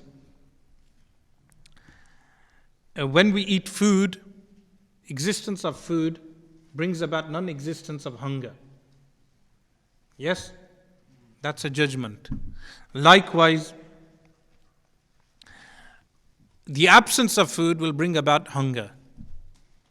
So the absence of something brings about hunger. So an absent being linked to an existent would be like the absence of hunger being linked to the presence of food. An existent being linked to an absent would be like the existence of hunger being linked to the absence of food. So people reading the passage may find this difficult to comprehend, but simply speaking, judgments are when you give an affirmative or negative judgment with regard to any existence. Rational judgments, however, on page 57 and 58, are judgments which are given solely through the mind, without any reference to the external realm. How? Someone may say everything has a reference to the external realm. But the response, some of you may have heard of the novel Hayy bin Yaqdhan. Hayy bin Yaqdhan was a novel that inspired Robinson Crusoe. The book Robinson Crusoe was inspired by Hayy bin Yaqdhan, which is a book, philosophical work. A man on an island. The Hayy bin Yaqdhan was with regard to a child growing up on an island without any reference to the external world, how ideas may develop in the mind. But anyhow, the meaning of a rational judgment is a judgment given without any reference to the external realm. Someone may say, how can you have a judgment without any reference to the external realm? This does exist. You have this, for instance, with blind people. A person born blind will not have seen so many things, but he will understand a rational judgment. Even a person who is born blind and deaf, if there was a means of communication, they would understand a rational judgment. So this shows that certain judgments are formed solely with reference to the mind. Like an example of this would be movement and stillness in relation to any material object. A blind person who has never observed something moving or being still will understand something moving and being still at the same time is impossible. If you went to a blind person and you say, can something be moving and still at the same time? A blind person will respond by saying this is impossible. What type of judgment is he giving? A rational judgment, because he has never empirically observed movement or stillness. So this shows the rational judgment exists. There is a third categorization of judgments, which is legal judgments, Sharīʿa, which I didn't cover in the book because it has no relevance to our discussion. And these discussions are summaries of Al-Imam As-Sunusi's, rahimahullah, his works and the works of As-Surqusti, the commentaries of As-Surqusti on the works of Al-Imam As-Sunusi, and other commentaries like Ad-Dusuqi and various other commentaries. Section 2.6 on page 59, categorization of empirical and rational judgments, meaning the number of categories you can make are many that are mentioned throughout this section. Section 2.7 on page 62 certainty and types of proof. Certainty and types of proof. Certainty and types of proof is something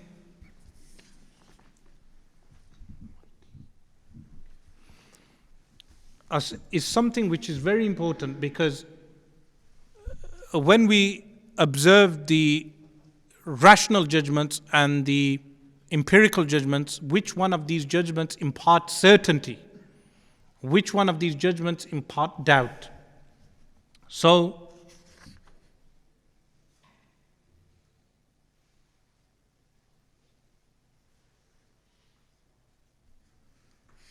on page 65, in section 2.8, I cover proofs that impart certainty. Proofs that impart certainty. And this is, by the way, this entire section, getting onto page 66 onwards, is a summary of Sharh al-Aqa'id of Al-Imam Sa'aduddin Umar bin Mas'ud Taftazani, rahimahullah, and the commentaries on his work, like An-Nibras by Abdul Aziz Barharwi, rahimahullah, and other commentaries. Recently, I received Al-Imam Ibrahim al-Bajuri's commentary published for the first time. So this is a summary of the types of proof that impart certainty, which is an interesting. So we are clear on rational judgments and empirical judgments. Why is that important? Why is that important? Why that is important is because knowing rational judgments and knowing empirical judgments and the distinction thereby, a person can respond to scientific objections against miracles, for instance. Because miracles will fall under the rationally possible but empirically rare. Empirically rare. So, if I say to you, for instance, water flows downhill, this is empirically observed. Yes, an empirical judgment. But if I say to you, water flows uphill, you will say this is empirically never observed. But if I ask you, is it rationally possible? If you only had the mind to give a judgment, you will say it's rationally possible that water can flow uphill, but it's never observed. This is the category in which miracles fall into. So miracles are never or very rarely empirically observed, but they are rationally possible. But if I say to you, can you have an object which is moving and still at the same time? Your mind will tell you this is rationally impossible. Your mind will tell you this is rationally impossible. Miracles never fall into this category. But if I say, can the divine power of Allah subhanahu wa ta'ala, and this discussion is coming in chapter 4, when we discuss, can God create a boulder so huge that He Himself cannot pick up the boulder? This is, of course, a fallacious argument, but the argument is entertained in chapter 4. So when we move into discussions in chapter 5 on science and miracles, and also discussions relating to the philosophical objections to God, it's important we know rational judgments and empirical judgments. So then types of proof, this is very interesting because it's a summary of those works of Ilm al-Kalam like Sharh al-Maqasid of Al-Imam Sa'aduddin al-Taftazani. He wrote Al-Maqasid and Sharh al-Maqasid. And likewise, Sharh al-Mawaqif, which is an encyclopedia of Kalam. By Aduddin al-Iji, he wrote Al-Mawaqif, and then As-Sayyid al-Sharif al-Jurjani, the author of Nahmir, He wrote a commentary, Sharh al-Mawaqif. This is an encyclopedia of Kalam. So you have a summary of everything in this. Fundamentals. So what are the certainties, fundamentals? Perceptible or observable phenomena, the empirical, the intuitive, mass transmission, and rational propositions. That's 6 in total, 6 things. So the first one, fundamentals, are self-intuitive facts,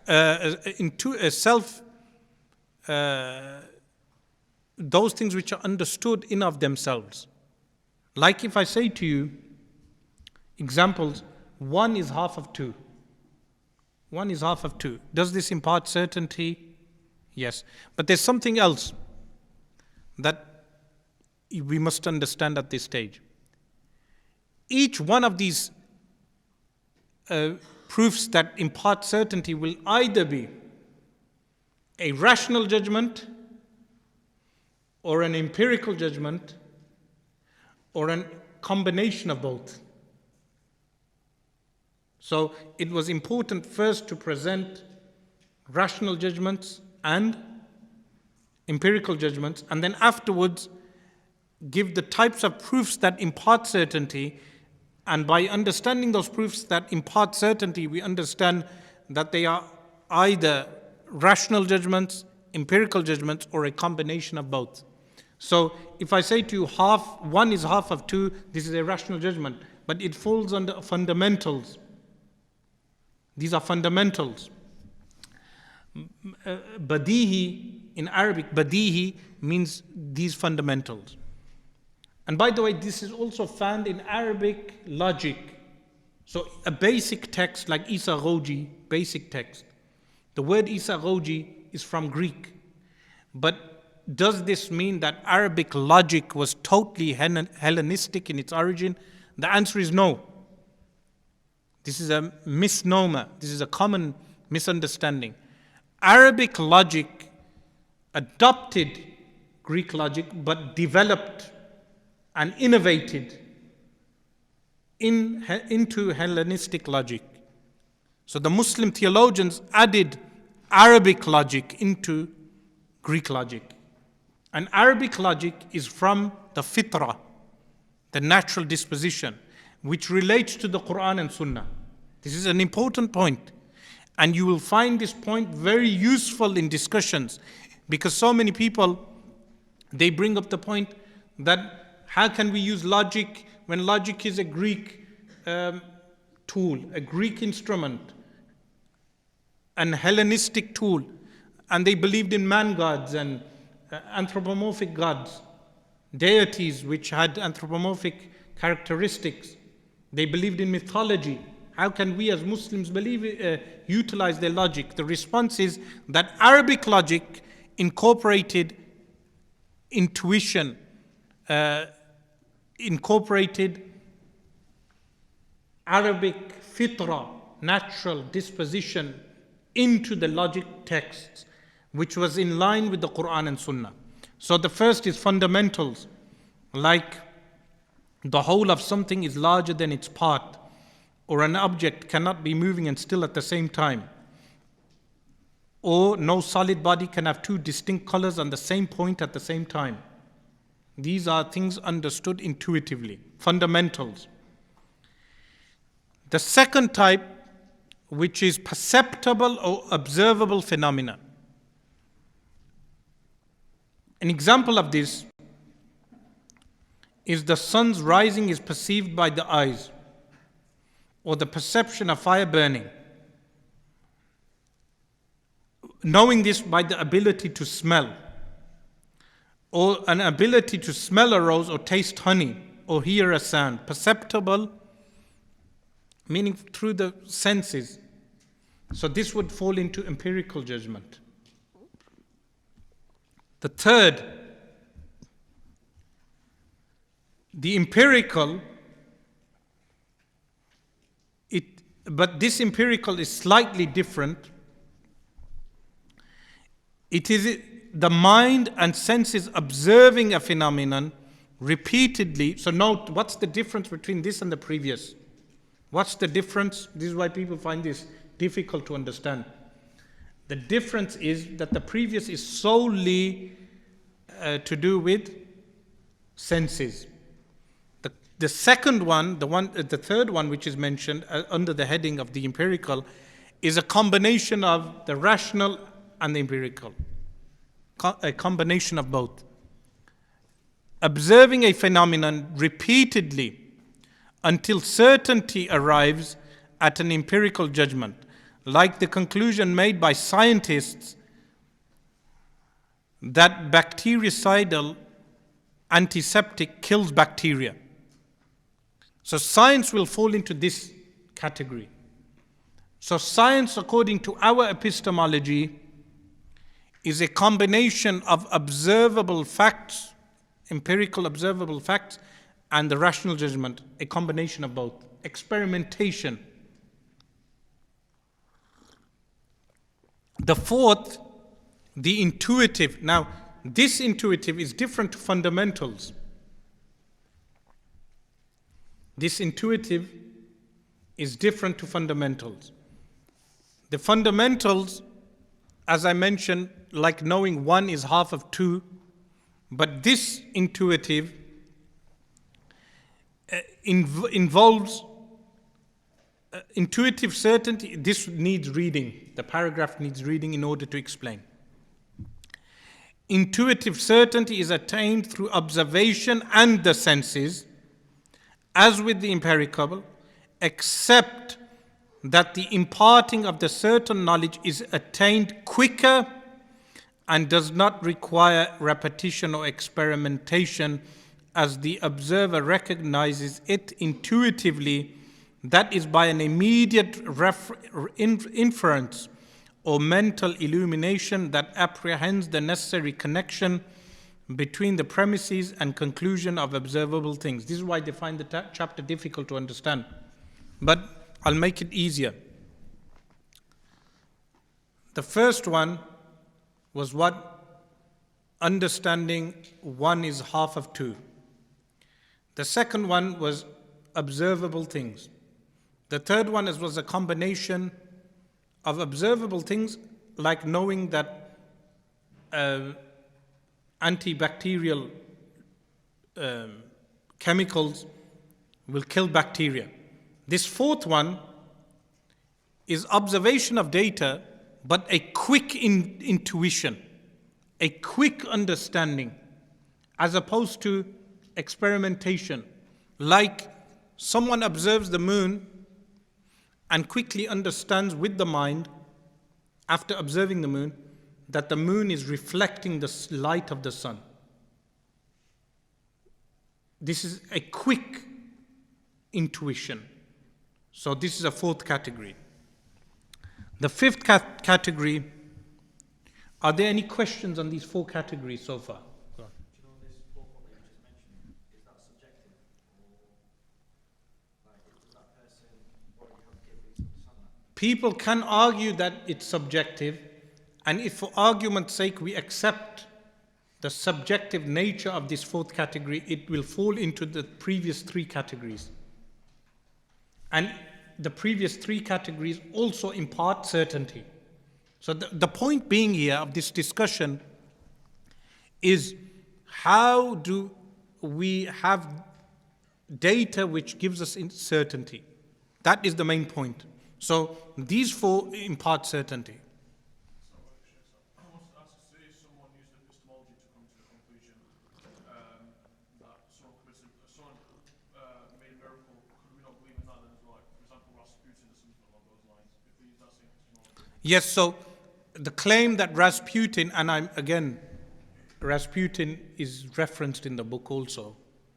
If you remember, there's a reference to Rasputin also. So how do we respond? That response is made on the claim of Rasputin. So is the claim of Rasputin rational? So Islamically speaking, khawariqul aada, violating the norms, is even ascribed to Dajjal. is even ascribed to charlatans, so violating the norms. But how do we know that violating the norms in those cases is a violating the norms which validates those people or not? Is by their claim. So if the claim must be true. So how do we judge the claim? By resorting to the rationality of the claim. So does God exist?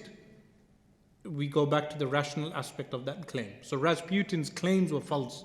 Therefore, if he did violate the norms, which most likely he did not because he was a trickster, even though they had to shoot him numerous times and strangle him and stab him until he died, strangely enough, if we were to believe the Bolshevik accounts of his death. But the claims of Rasputin are judged first. So the fifth category now is what? Mass transmission, which is known as tawatur. So this tawatur, mass transmission, is in reference to mass transmitted facts that are not necessarily rational, nor rationally impossible. Why do we mention that? Because the Chinese or the Eastern nations within India, because Buddha was an Indian, but from India and China and Eastern nations, they will claim that Buddha was divine. Is this mutawatir? The answer is no. Tawatur relates to physical events. Tawatur relates to physical events, not rational judgments. But in fact relate to physical events which are rationally possible, even if improbable. Improbable, like divers. There are divers that can dive hundreds of meters down into oceans without the aid of masks, without the aid of oxygen. There have been people who have been buried alive and survived for long hours until the grave was exhumed and the person was alive. So this is improbable, but these events do occur, that have been related by a multitude of people who witnessed the events and related them to other groups of people in turn to an extent which could make it rationally impossible for a conspiracy of collusion. So this would make conspiracy theories go out of the window. That if a physical event happened, meaning tangibly, people observed the event occurring and they related this mass transmission, that would mean the event has been mass transmitted. The sixth is the rational propositions. So the rational propositions is like 4 is an even number. 4 is an even number. That's a rational proposition. Rational propositions cannot be denied. If the proposition is correct, there is no fallacy in the proposition. So these are 6 ways of reaching certainty according to our epistemology. 6 ways of reaching absolute certainty. Disputation, so section 2.9. Disputation based on famous assumption or fallacies. So this following section is covering those things which may impart certainty for other groups, but they do not impart certainty to Muslims. So an example of this is famous assumption or fallacies. Justice is good. Justice is good. Oppression is bad. People commonly accept this. All humans are brothers. And other assertive statements are likely types of argumentation based on a presumed fact. So that presumed fact can be truthful, but it can also be a fallacy. Like in India, if you say slaughtering a cow is bad, Amongst Hindus, this would be accepted. Amongst Muslims, this would be rejected. So this is talking about the nature of truth, that the relative nature of truth, that the truth can be relative from one place to another. So in Muslim societies, if you say certain things, they would be accepted as completely truthful. But in other societies, they can be easily rejected. Likewise, 2.10, oratory based on accepted norms. So oratory skills, and interestingly enough, I mentioned Hitler employed his consummate oratory skill in Weimar, Germany, to convince the masses with his misguided ideology, as did Mussolini in Italy. So this, of course, this book was written before the current crisis in Gaza, and the book itself completely refutes the claim that we are anti-Semitic. So oratory skills, someone can have good oratory skills and convince people, misguide people. But oratory skills do not impart certainty. Additionally, in 2.11, poetic license. A person can use poetic language in order to convince people, like saying wine is a ruby, a flowing ruby. I use an example of that effect. Like describing wine as a fluid ruby, which may make an alcoholic indulge further and damage his liver. Meaning it entices the mind. He may like, if I say wine is like Ribena or Vimto, and the person drinks, convinced of the good nature of the drink.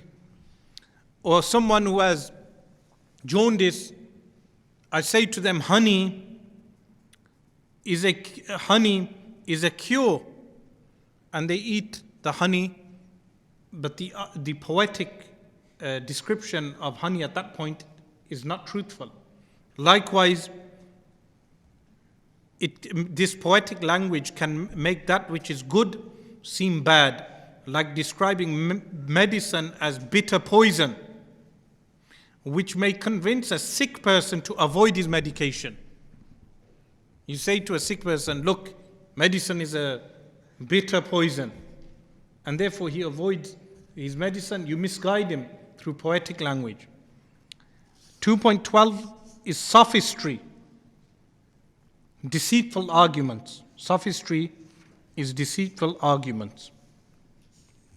Now, fallacies fall into sophistry. In Arabic, they refer to sophistry as sophistaiya, from the same root in Greek.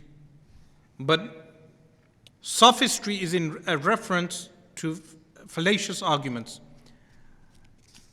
Up to this point, people find this chapter difficult, but I believe I have summarized the chapter in a very good way in comparison to what you read. Is that the case? Yes? So, 2.13 is a story, a love story. I decided to add a love story, especially for the fatwa giving mullahs who may condemn parts of the book. The love story makes a good addition, because literature is a part of our tradition. Even in Dars-e-Nizami, you have Diwan Hammasa, Diwan Mutanabbi, which contain condemnable passages in the strongest of terms. Fatwas are applied to Al-Mutanabbi and Habiba bin Aws al-Ta'i, the authors of these Dawaween.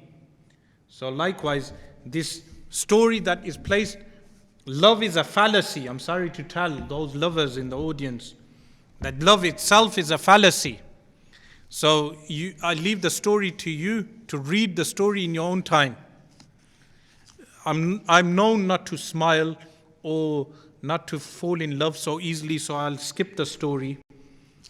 2.13 is a story, a love story, but the sad ending I will leave to you to read that love in itself is a fallacy.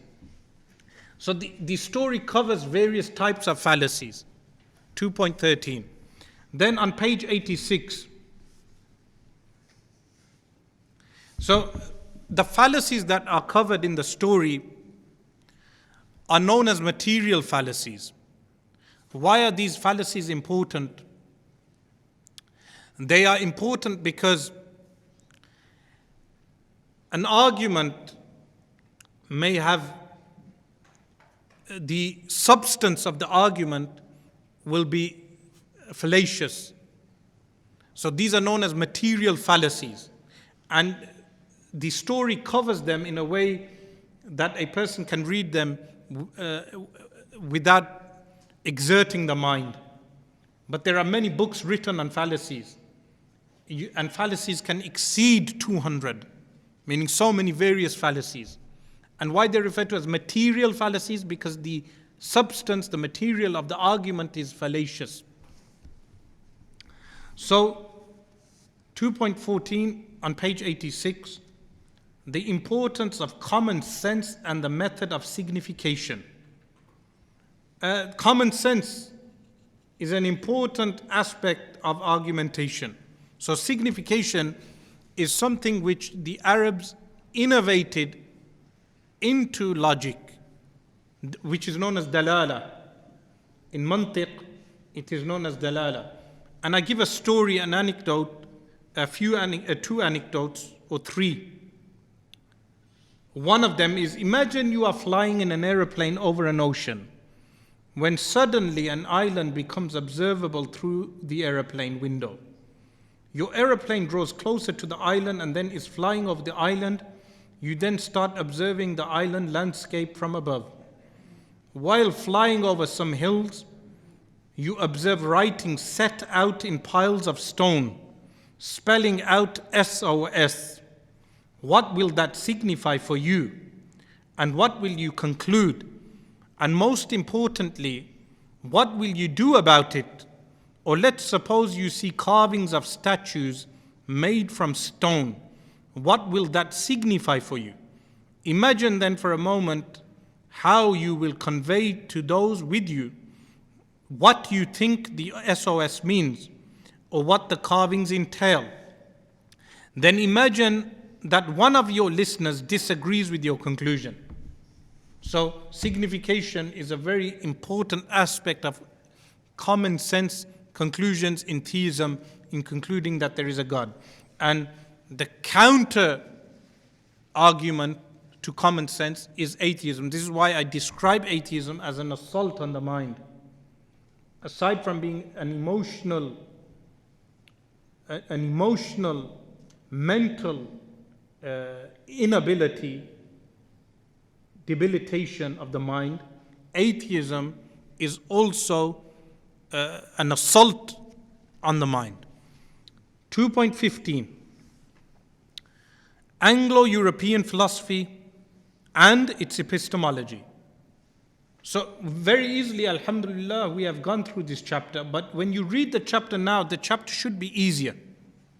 When you read this chapter, most people who have read this chapter deem this chapter to be the most difficult within the book. Anglo-European philosophy and its epistemology. Firstly, Western philosophy is a broad subject. So you have interesting philosophers like Immanuel Kant and Bertrand Russell are two that interest me the most. But you have others that people find various philosophers more interesting, like David Hume is also an interesting philosopher. Is a broad subject, yet for our purposes we will only look at a few key concepts in order to appreciate the basis and core discussions relating to atheism. So what I limited Western philosophy to are those things which atheism, so modern atheism and more specifically new atheism, aside from science, so many of us should and must read popular science works. Those of us without scientific backgrounds should and must read popular science works. It's an imperative. Popular science works by Paul Davies or Roger Penrose, or read Relativity of Albert Einstein with a modern introduction, These books are essential reading because none of them contradict our faith. Popular science science itself does not contradict our faith. Even if you read books on evolution theory, as we will cover toward the end of chapter 4, that evolution theory, if someone has the epistemology well thought out and understood, they will never become confused with human evolution theory with regard to the origins of human beings. They will never become confused because our epistemology places and categorizes all science in its correct place. So the foundations of the claims of modern or new atheism are based on scientific discoveries, which we must also read, and Muslims should also contribute to science, must make an effort to contribute to science, even though Richard Dawkins makes a point of condemning Muslims by saying that not many Muslims have won the Nobel Peace Prize for science. Well, the response is these type of institutions are post-colonial institutions. The Nobel Peace Prize is named after a man who invented dynamites. The man who invented dynamites, the award is referred to as Peace Prize, the award for peace, and he invented dynamites. So we don't necessarily acknowledge all the post-colonial constructs. What I believe is Muslims should contribute to science and establish their own awards for science and advancement. Muslims must make efforts in science and funding science and scientific progression. So, some of the underlying philosophies that I cover: empiricism, the overview of empiricism, and then nominalism. Empiricism, firstly, skepticism is the result of empiricism. Empiricism is what relying on our senses alone. And this is what led David Hume to be a mitigated skeptic. That the only certainty that we can ascertain is that which we ascertain from our senses, empirical facts.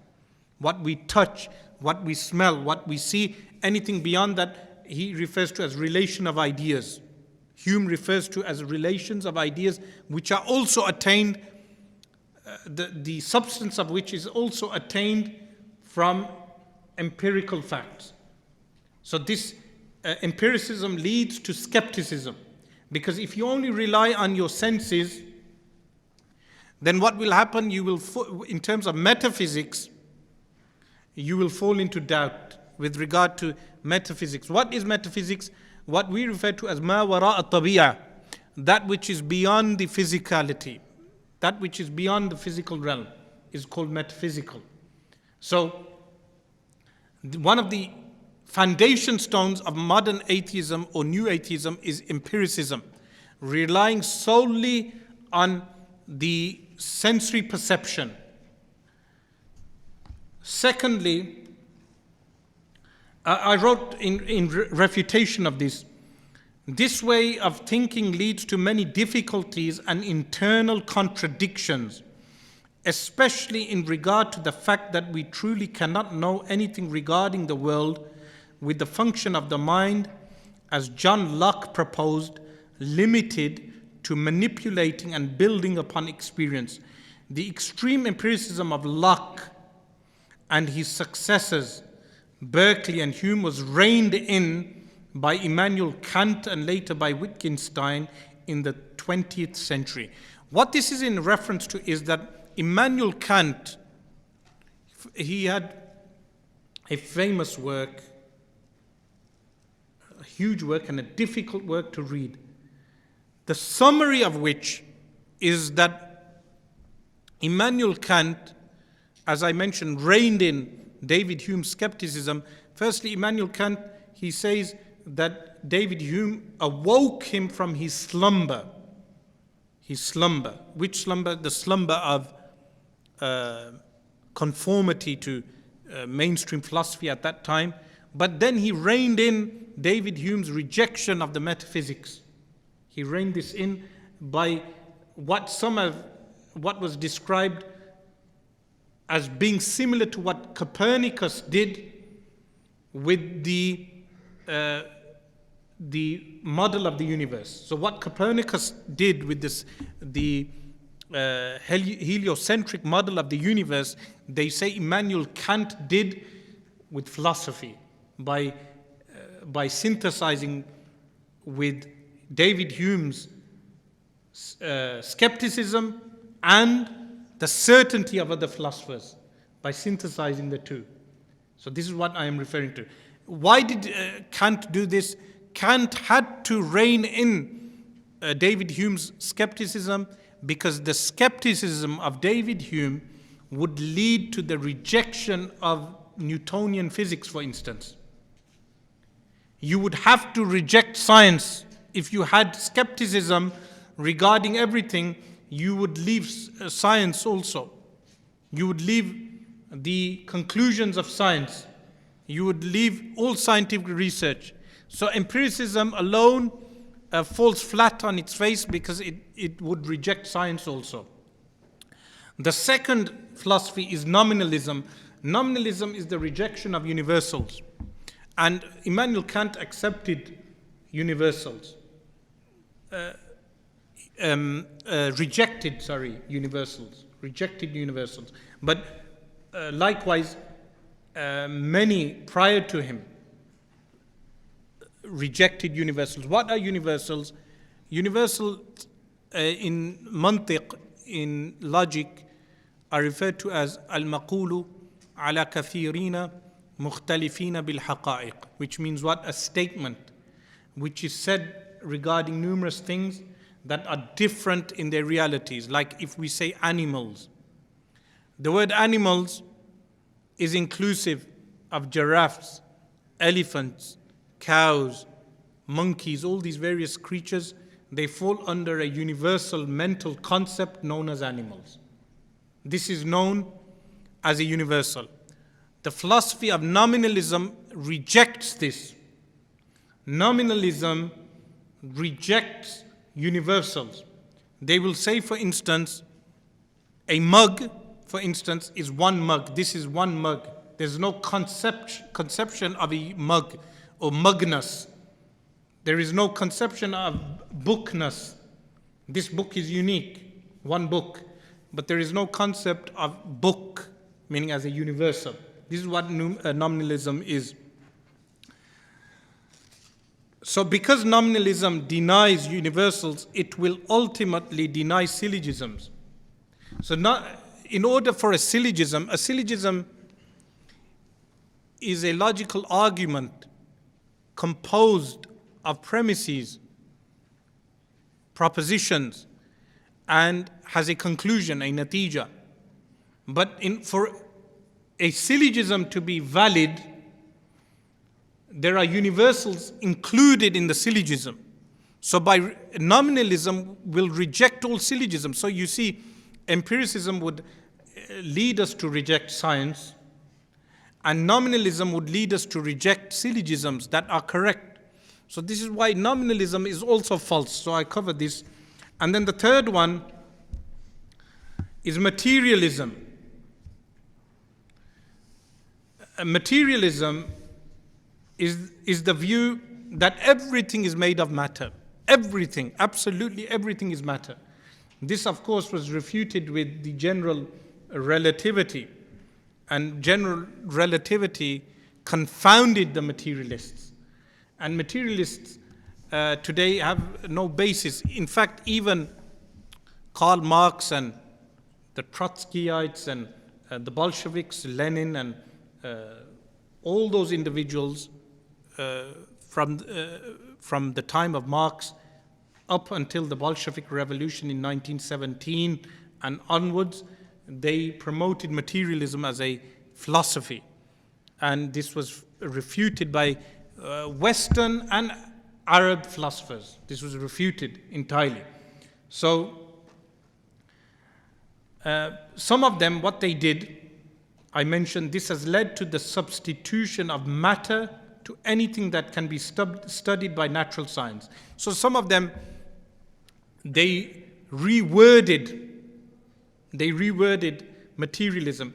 Previously, materialism was just matter, physical matter. But now they say anything that can be studied by science. So this makes it more broad now.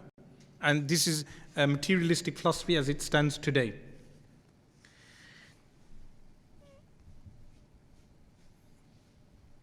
So what pitfalls does materialism have?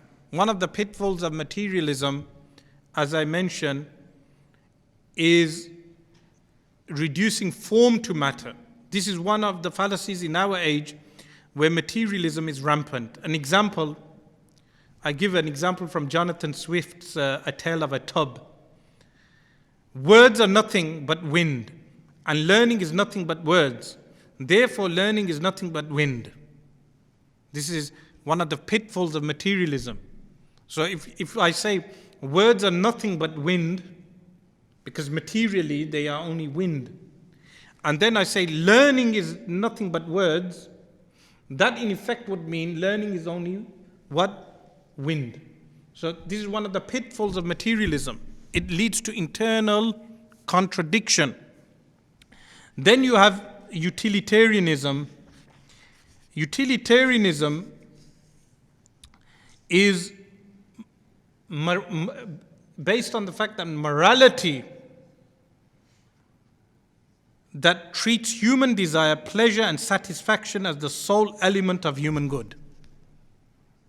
Utilitarianism expands what? That treats human desire, pleasure and satisfaction as the sole element of human good. Morality is thus dependent on the consequences or outcomes pertaining to human well-being. Meaning if the outcome is good, therefore it is right. Even though they do not accept this regarding God Almighty and the actions of the divine. So if we say to them, human suffering, for instance, will result in goodness, they reject this. But through utilitarian philosophy, any action which leads to human pleasure of the individual, human desire, or satisfaction of as the sole element of human good, they will say is fine. That should be fine.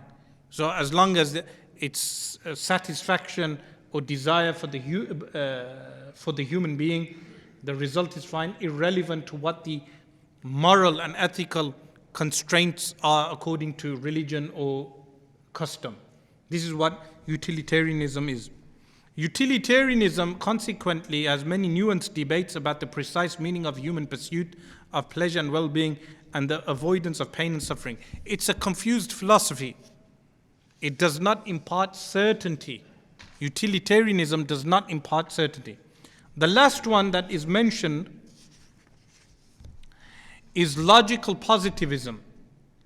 Now, logical positivism is also known as linguistic empiricism. And this influenced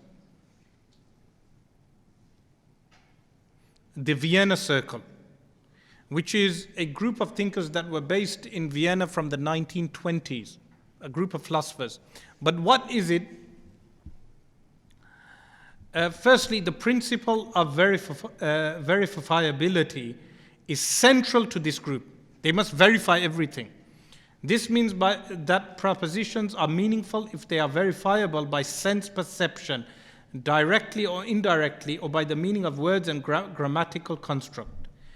If the propositions are verified by sense perception, they are classified as synthetically true or false. If they are verified by meaning, then they are classified as analytically true or false. Anything not verified by this method is classed as meaningless, with religious, metaphysical, ethical, and aesthetic things therefore seen as a meaningless by many ascribing to this philosophy. So the philosophy bases itself on empirical things, those things which can be verified empirically, directly or indirectly. Now, this version of logical positivism later came under attack, and by the late 1960s had lost its momentum. A softer, more modified version called analytic philosophy evolved, which contended that the meaning of any proposition is its mode of verification. Now, analytic philosophy is the mainstream philosophy of Western philosophers in universities today. So the type of Western philosophers, as I mentioned, Antony Flew and others, and now you have modern philosophers alive today, most of them will ascribe to analytic philosophy in the West. This mode of verification implies that propositions are either empirically verifiable or tautological or a combination of both. What this means, this end part, is that the syllogisms that we present, they say these are tautologies. We are placing the argument within the premise. So within the premises, we are by sleight of hand giving the conclusion. This is what analytical philosophy states. So this will be refuted in chapter 3 in detail. So this claim, this last claim, will be refuted in chapter 3.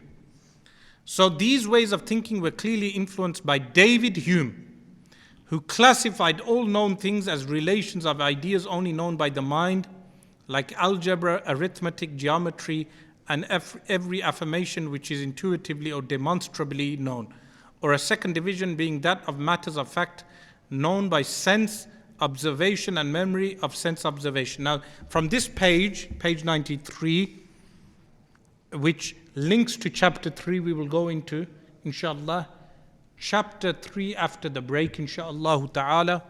We will resume at 5:30, inshallah.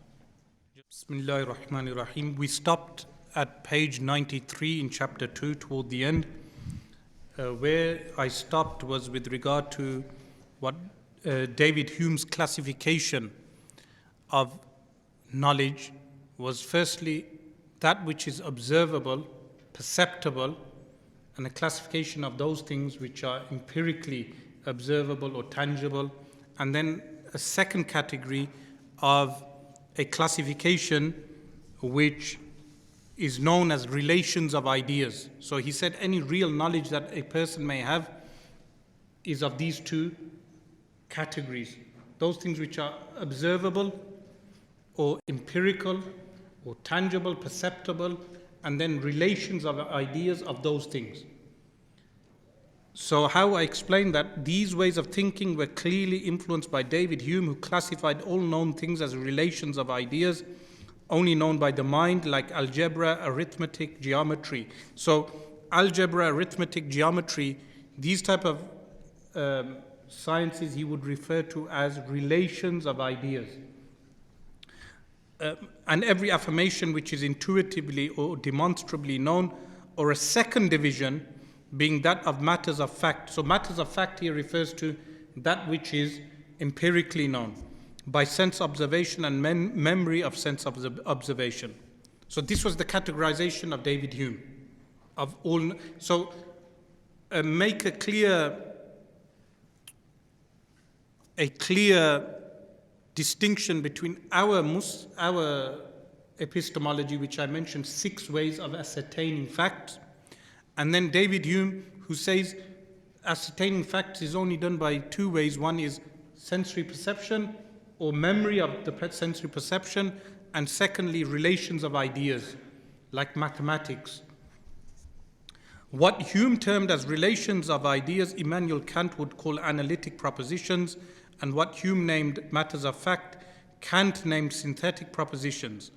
In analytic propositions, the predicate is already contained within the subject, while in synthetic propositions it is not. Kant would go one step further, as he divided both synthetic and the analytical propositions into a priori and a posteriori, making 4 propositions in total. So the 2 propositions of Hume were given 2 different names by Immanuel Kant. But then Immanuel Kant made those propositions into 2 categories, a priori and a posteriori. So these Latin terms, if we go back to the index, the glossary, we have a priori, which means knowledge considered to be true without being based on previous experience or observation. The original Latin literally translates as from the previous.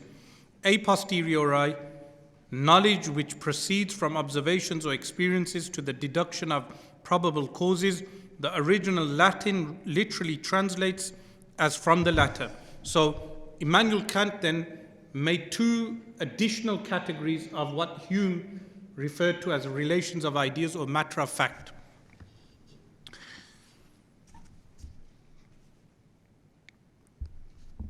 So Kant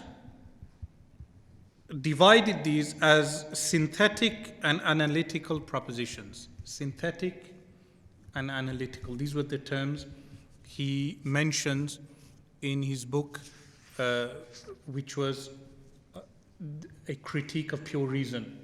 I mean, in his critique, he mentions this, and the book is very dense, a huge tome, but the summary of that is mentioned here. And why is this important? Because we make the distinction between our methodology of ascertaining the truth and the classification of these philosophers.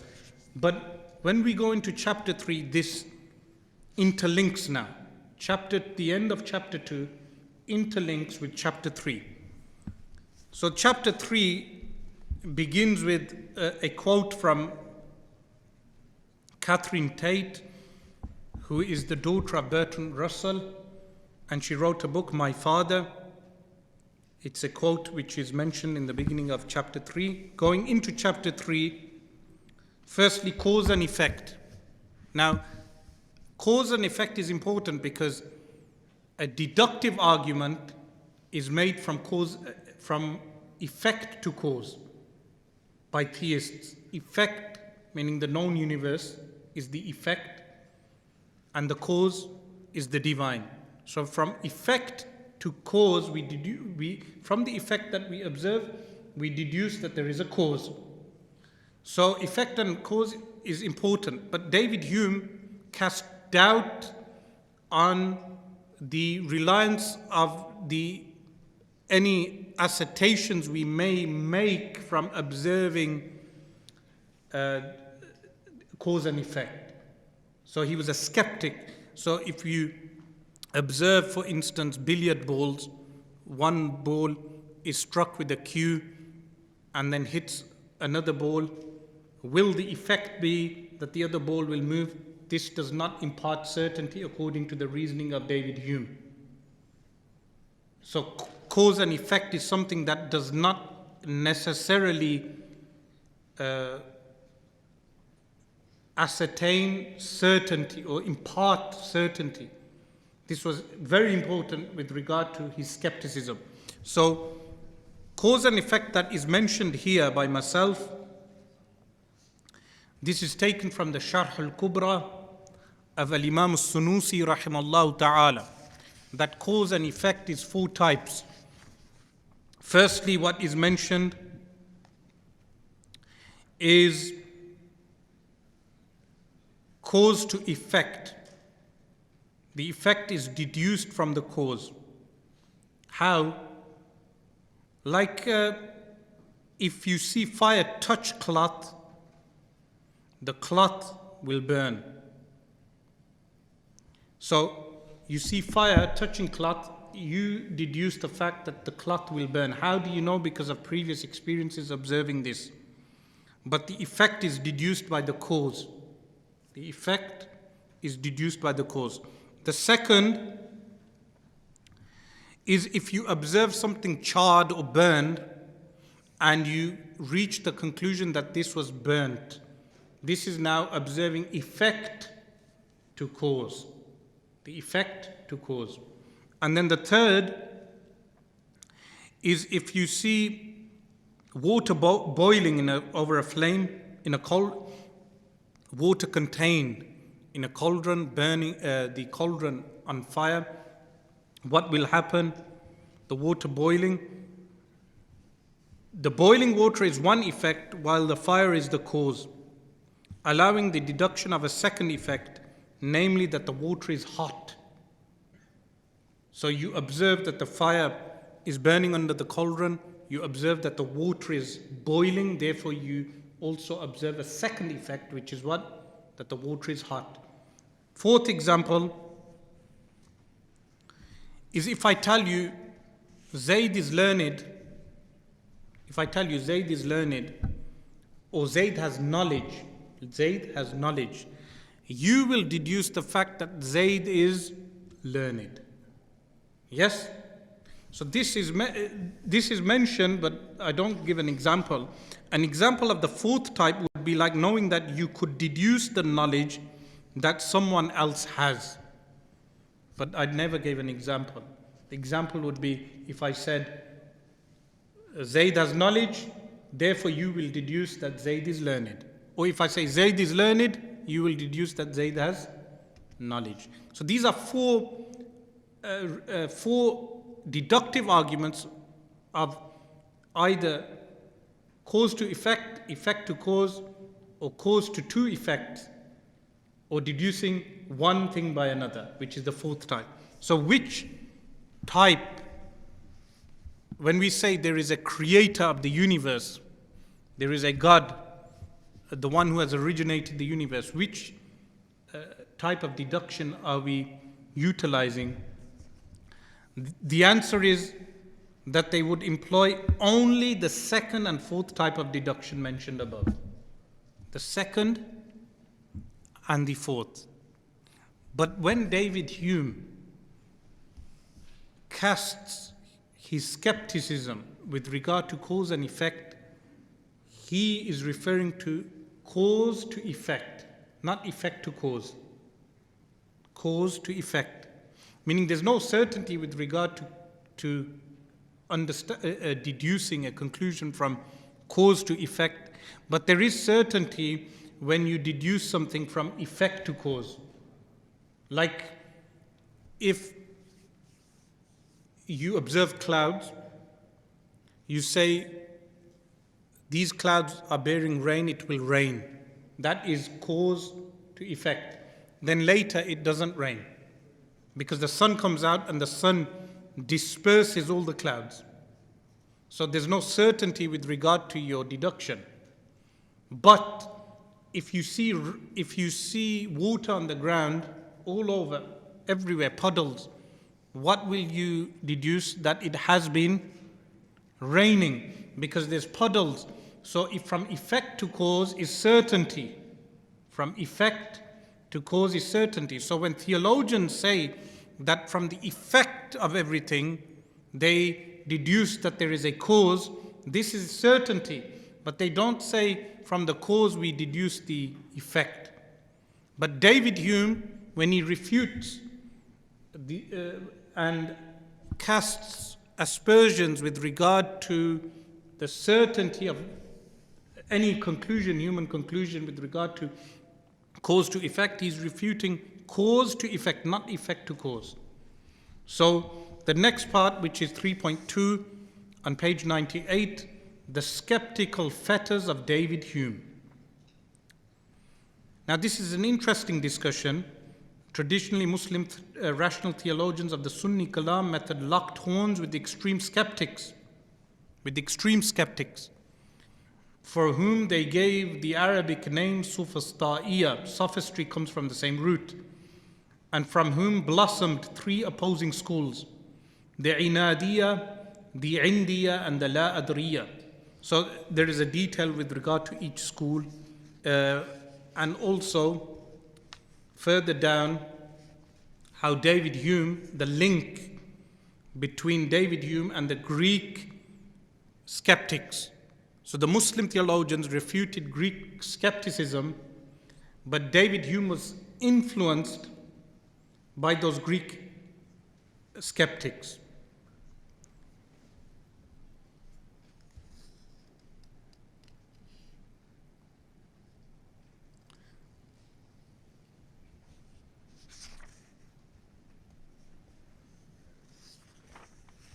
This is, of course, a long discussion, and it goes up to page 106.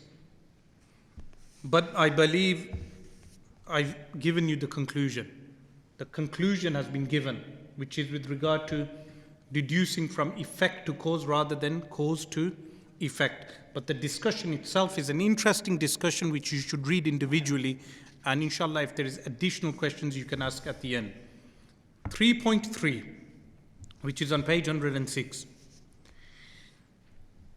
Firstly, even short works like the work of Imam Ibrahim al-Bajuri rahimahullah, when he gives the proof for God, he says, wujudu hadhi al-makhluqat.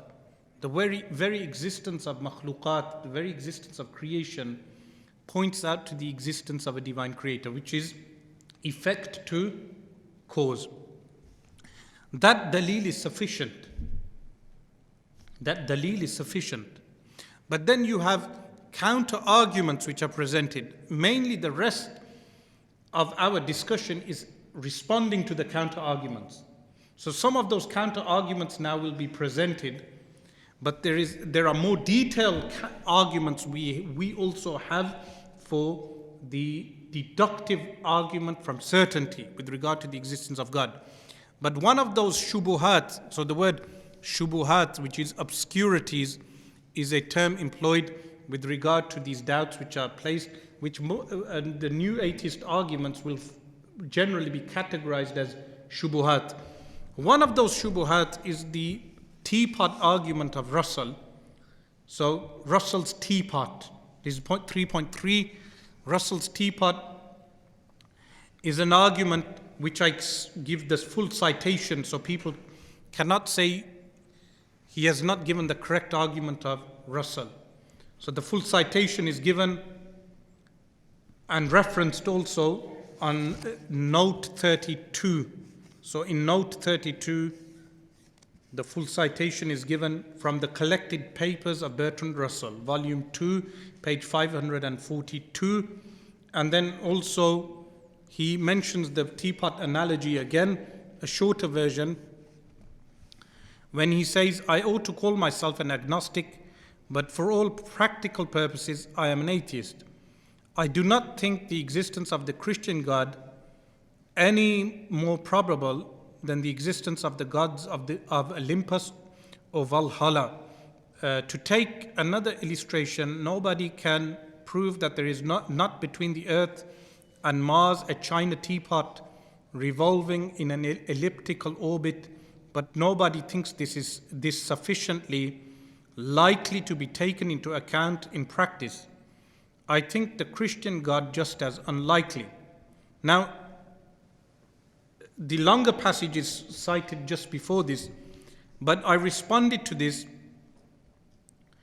The fallacy in this teapot analogy is the equating of God with the Olympus and Valhalla gods, and the equating of a teapot in an elliptical orbit between Earth and Mars with the existence of God.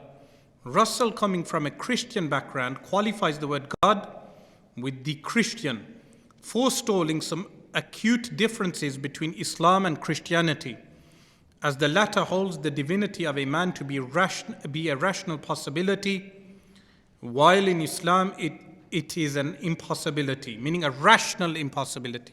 If you remember the types of judgments. Also, the difference between a cause of the universe that is called God is totally different to a random claim of an orbiting teapot.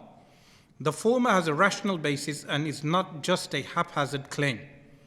The rational deduction of a first cause that is self-sufficient and eternal is an argument deduced from effect to cause and a host of other proofs that cumulatively make the argument for God, which is incomparable with the teapot or any similar claims. The assimilation of God with other gods is also a false analogy, since God bears no similarity to creation in any way, having no anthropomorphic nature that would entail contingency, and anything contingent cannot be God. So this fallacy is mentioned, and then I mentioned also, before proceeding into the argument with regard to the existence of God Almighty, it is essential that the atheist be familiar with the divine attributes. with the divine attributes. Because the teapot analogy of Bertrand Russell falls into false analogy, disanalogy, what is known as al-qiyas ma'al-fariq, which is an analogy with a distinction, that to say that he can make the argument that a teapot exists that is in an elliptical orbit, or any such type of arguments, is not bearing in mind the broad distinction between God Almighty and anything else which has anthropomorphic or attributes of contingency. So in the following sections I mentioned the divine attributes, but at one point where Bertrand Russell states, many orthodox people speak as though it were the business of skeptics to disprove received dogmas rather than of dogmatists to prove them. This, of course, a mistake. And I state Russell is correct here. It is not the task of skeptics to disprove any dogma, but it is the task of theists to furnish valid proofs for the existence of God. So this is a point of agreement, that theists must prove God.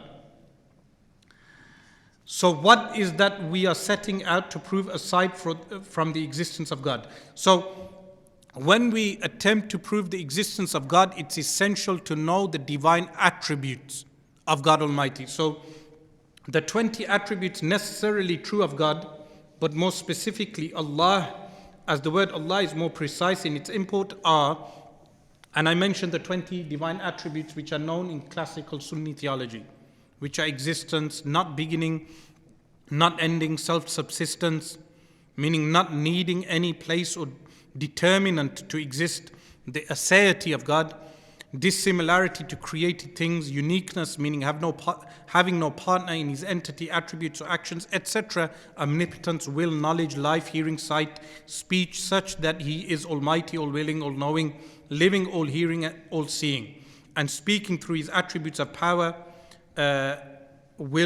speaking through his attributes of power, will, knowledge, life, hearing, sight, and speech, not merely through his being.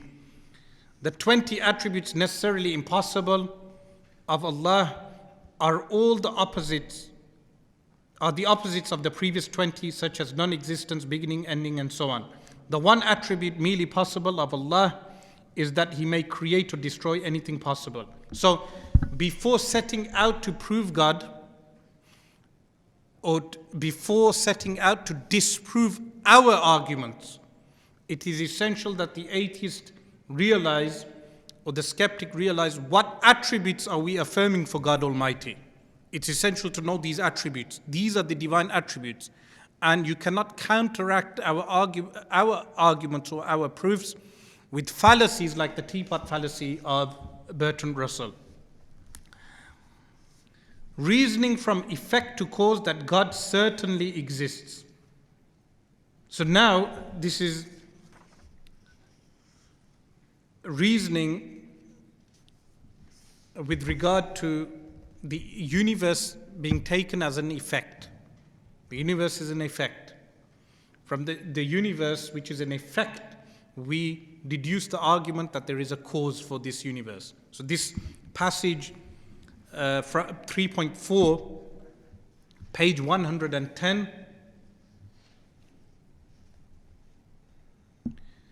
is a very detailed passage.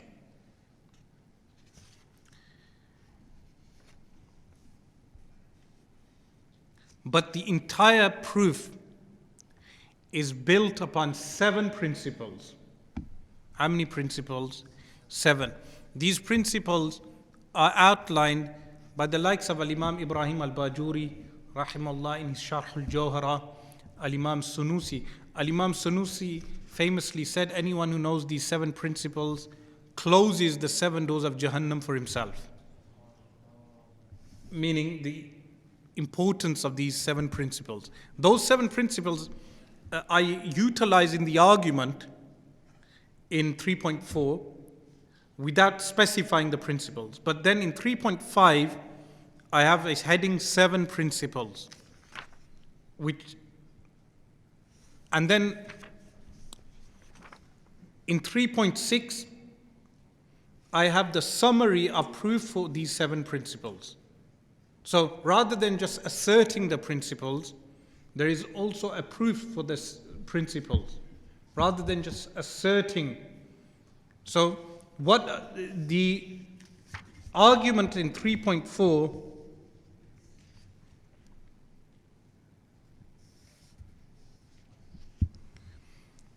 firstly, this proof starts from the very contingent nature of the universe.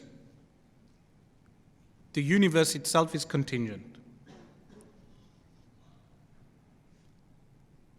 The contingent nature of the universe is understood from its very observance.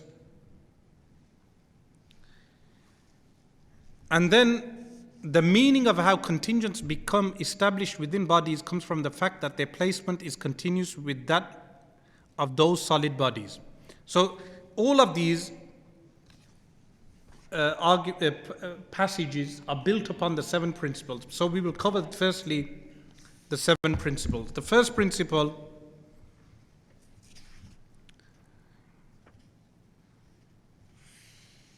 is what?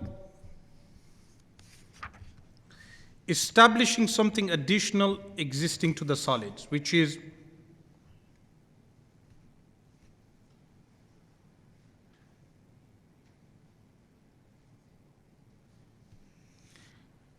everything in the universe that is observed exists with something additional to itself. This is the first principle. Everything that exists in the universe exists with something additional to itself. So, how I mentioned this part, the first principle, that of an additional existence to the material universe and its components, is self-explanatory. As every rational being feels additional things to his own material body and the observation of the accidents.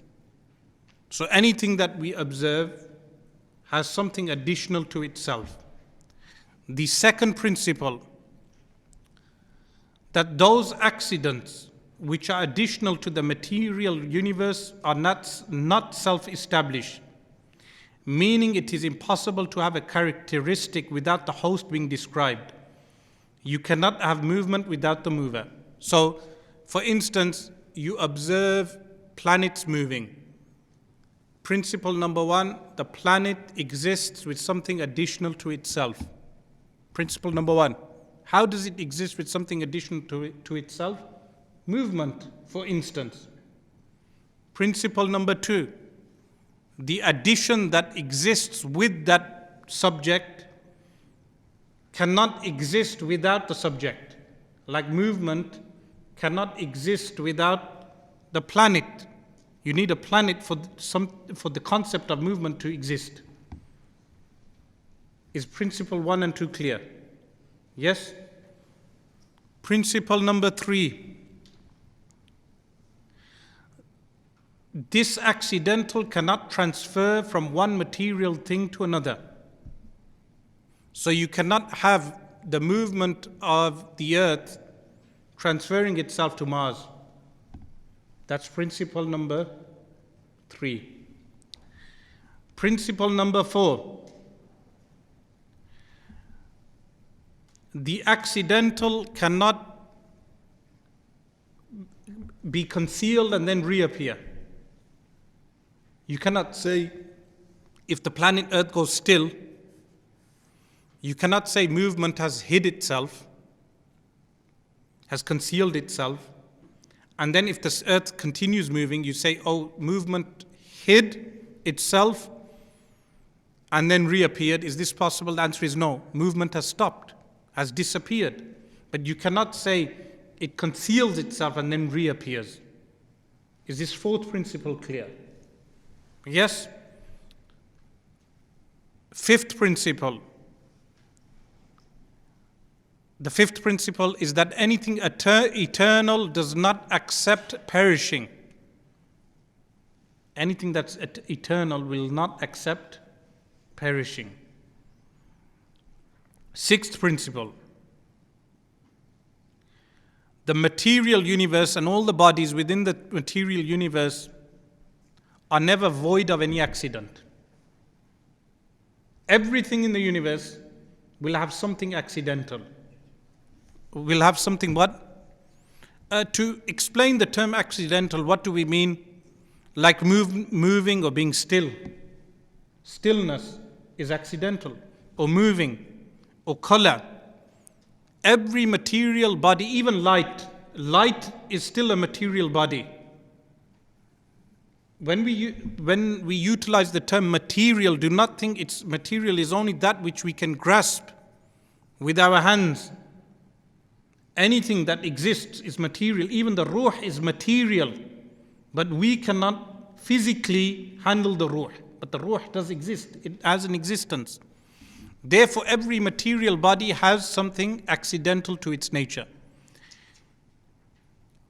Principle number 7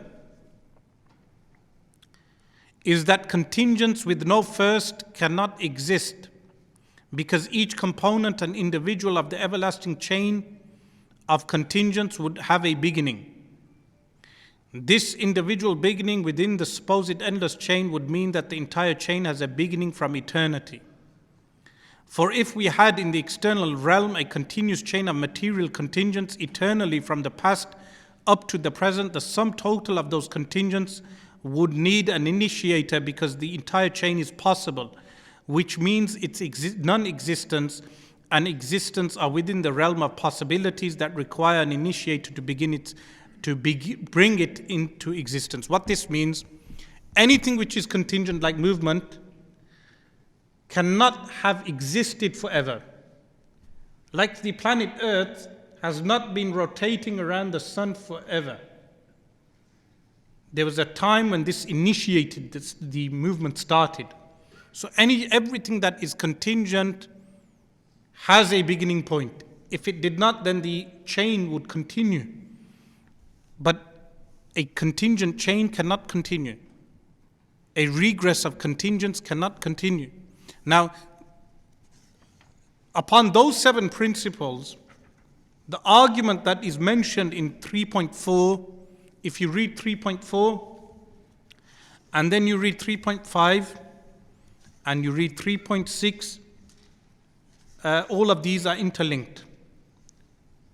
But with regard to this, the entire universe is contingent, and we observe the fact, because someone may say, we observe a part of the universe, how do we know the whole is not eternal?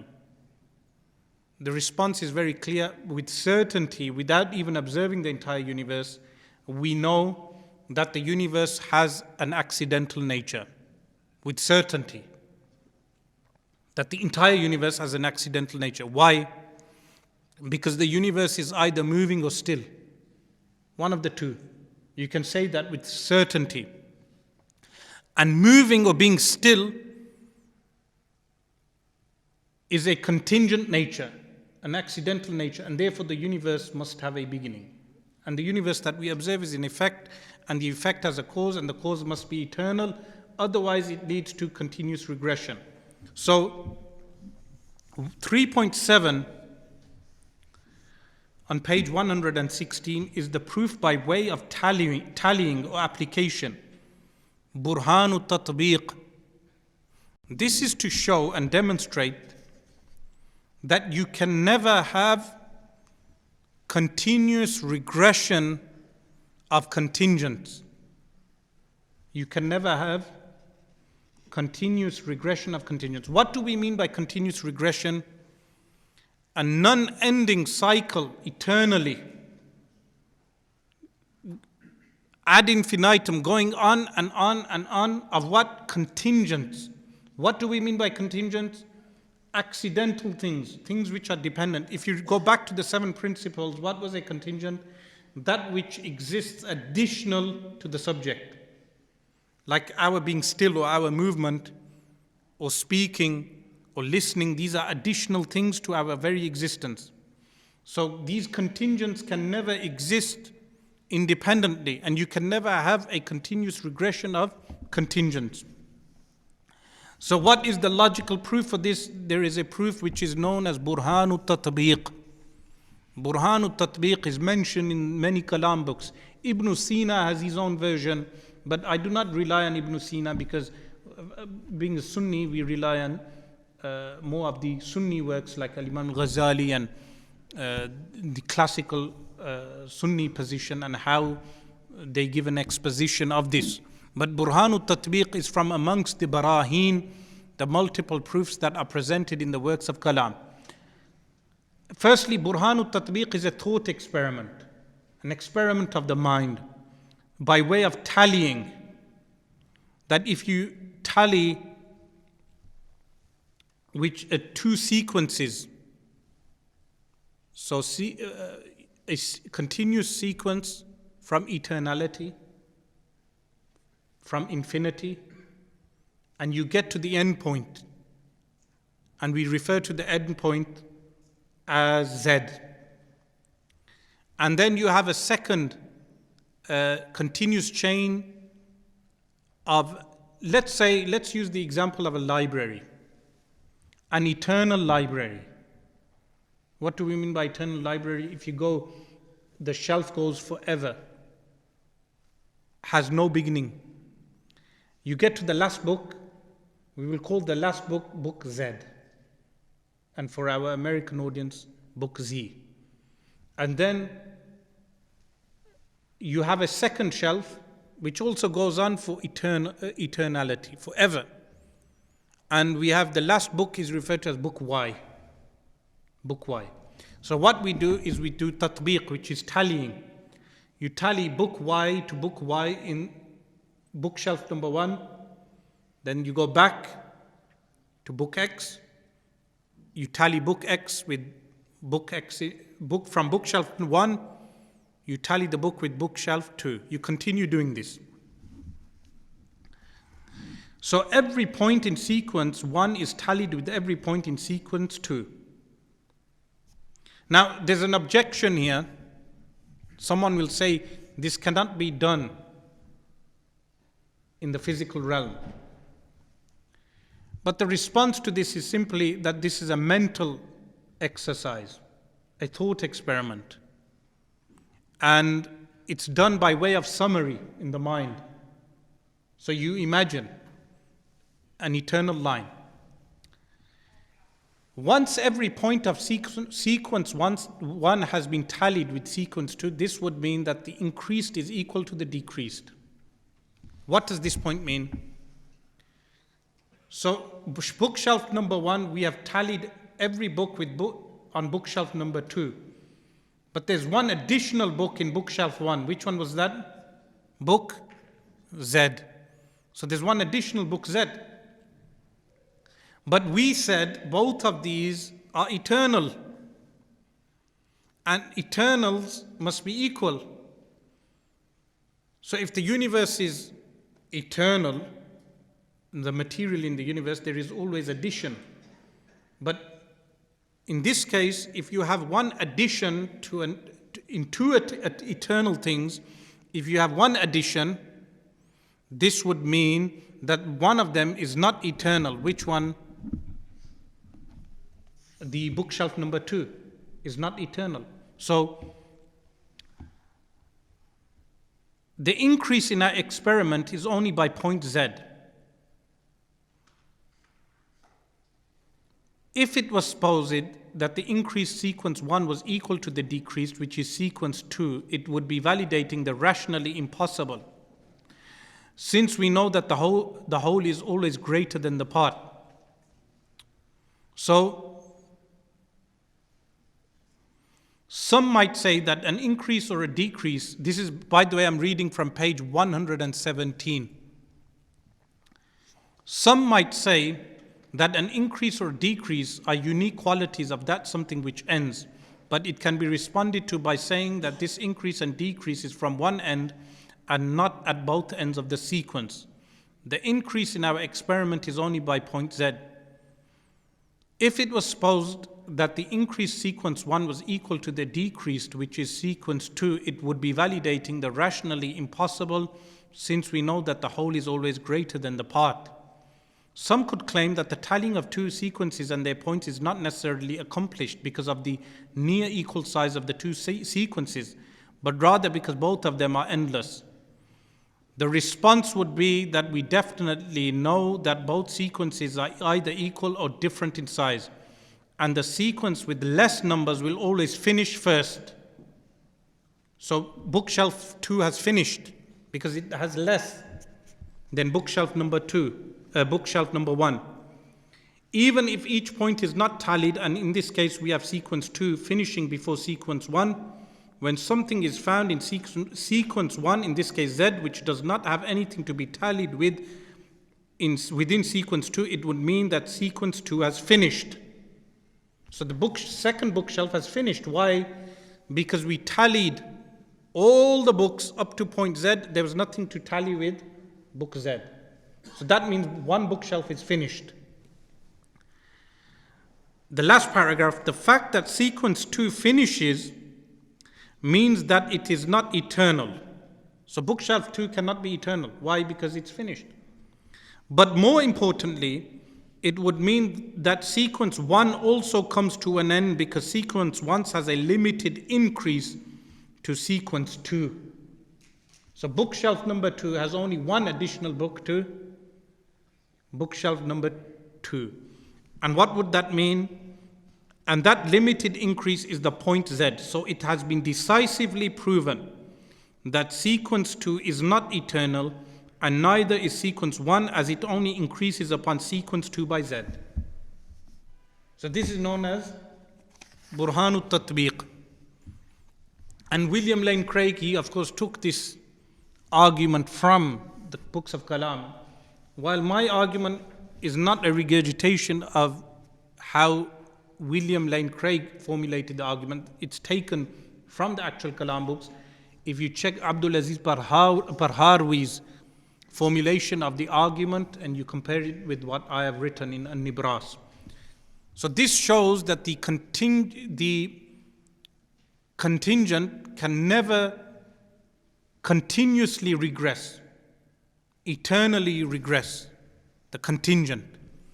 And this has been proven by Burhanut Tatbiq. Now at this point, there is a mention of Cantor's set theory. Cantor's set theory, which is with regard to numbers and eternality in numbers. You can read this yourself. This is on page 118.3.8. And the response is very simple, which I will summarize. As for what Cantor termed as sets, they are constructs of the mind that do not actually exist extramentally. So you can imagine something being eternal in the mind, but it does not exist extramentally. In the eternal realm, there is no physical or external, rather than saying physical, there is no external in the material world that we live in, there in the contingent world. There is no contingent that is endless. Every contingent in the material world comes to an end. So this is a response to Cantor's set theory. And set theory is, those of you who study mathematics will be familiar with this with regard to Cantor's set theory. This is a response to an objection to Burhanut Tatbiq. So you can read this for yourself. In 3.9, I covered the absurdity of circular reasoning and continuous regression. Circular reasoning and continuous regression are two fallacies which are very important to understand, because many of the atheist objections will have the fallacy of continuous regression, like the common question, if God created everything, then who created God? What's the fallacy in this? That the question is pointing to continuous regression. And continuous regression of contingent bodies is an absurdity and absolutely impossible, intrinsically impossible. You can never have a continuous regression of contingent things. There would have to come a point where the person would have to admit that there was an initiation from a self-sufficient cause of all contingent beings. So this is this passage on 3.9 covers the absurdity of circular reasoning and continuous regression, that you can never have a continuous regression of contingents. This is also important to highlight, that sometimes people do not qualify the impossibility of continuous regression with contingency. They must qualify this, that you can never have a continuous regression of contingencies, because otherwise they will say, how can you have if continuous regression is impossible, why do you have an eternal God? The response is, the eternal nature of God is that Allah subhanahu wa ta'ala is the self-sufficient cause. He is not contingent. Also, circular reasoning is a rational impossibility if it were proposed that A caused B and B also caused A. So if you said A caused B and B caused A, this is of course rationally impossible. This is different to another type of circular reasoning. If I say Bakr is the father of Zayd and Zayd is the son of Bakr, therefore with that Bakr there would be no Zayd, the son. The son would not be a son without the father, and the father would not be a father without the son. This is circular reasoning that's allowed. Different to saying A caused B and then B caused A at the same time. This circular reasoning is impossible. Like the Greek snake that eats itself. What's the name of the snake? There's a name, Greek name for the snake. So,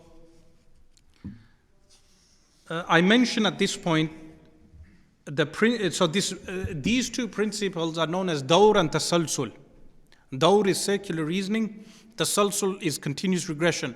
So I mentioned Stephen Hawking and the grand design, a reference to him, and M theory, and you can read that yourself with regard to M theory. What the cause of the universe entails, so 3.10 now, on page 122. So once it's been demonstrated and elucidated clearly that from effect we can deduce a cause of the universe, what the cause of the universe entails. So I've placed an additional syllogism. The universe exists after it had not existed. What do you have for premise number 2? Read it out. Every existence after prior non-existence has an originator that brings it into existence. And premise number 3? The conclusion, therefore, the universe had an originator that brought it into existence. Okay, so the universe exists after it had not existed. Every contingent existent after prior non-existent existence, so I add the clause contingent, yes, has an originator that brings it into existence. Therefore, the universe had an originator that brought it into existence. And on the next page, there is another syllogistic reasoning. If the creator of the universe did not exist by necessity, there would be no universe in existence. However, the universe does exist. Therefore, a creator is necessarily existent. The atheist philosophers object to this by saying these are tautological syllogisms. Tautological arguments are where you, by sleight of hand, you've placed the result within the syllogisms, and I've actually responded to that within the book, so you can refer to the response to that. So, on page 126,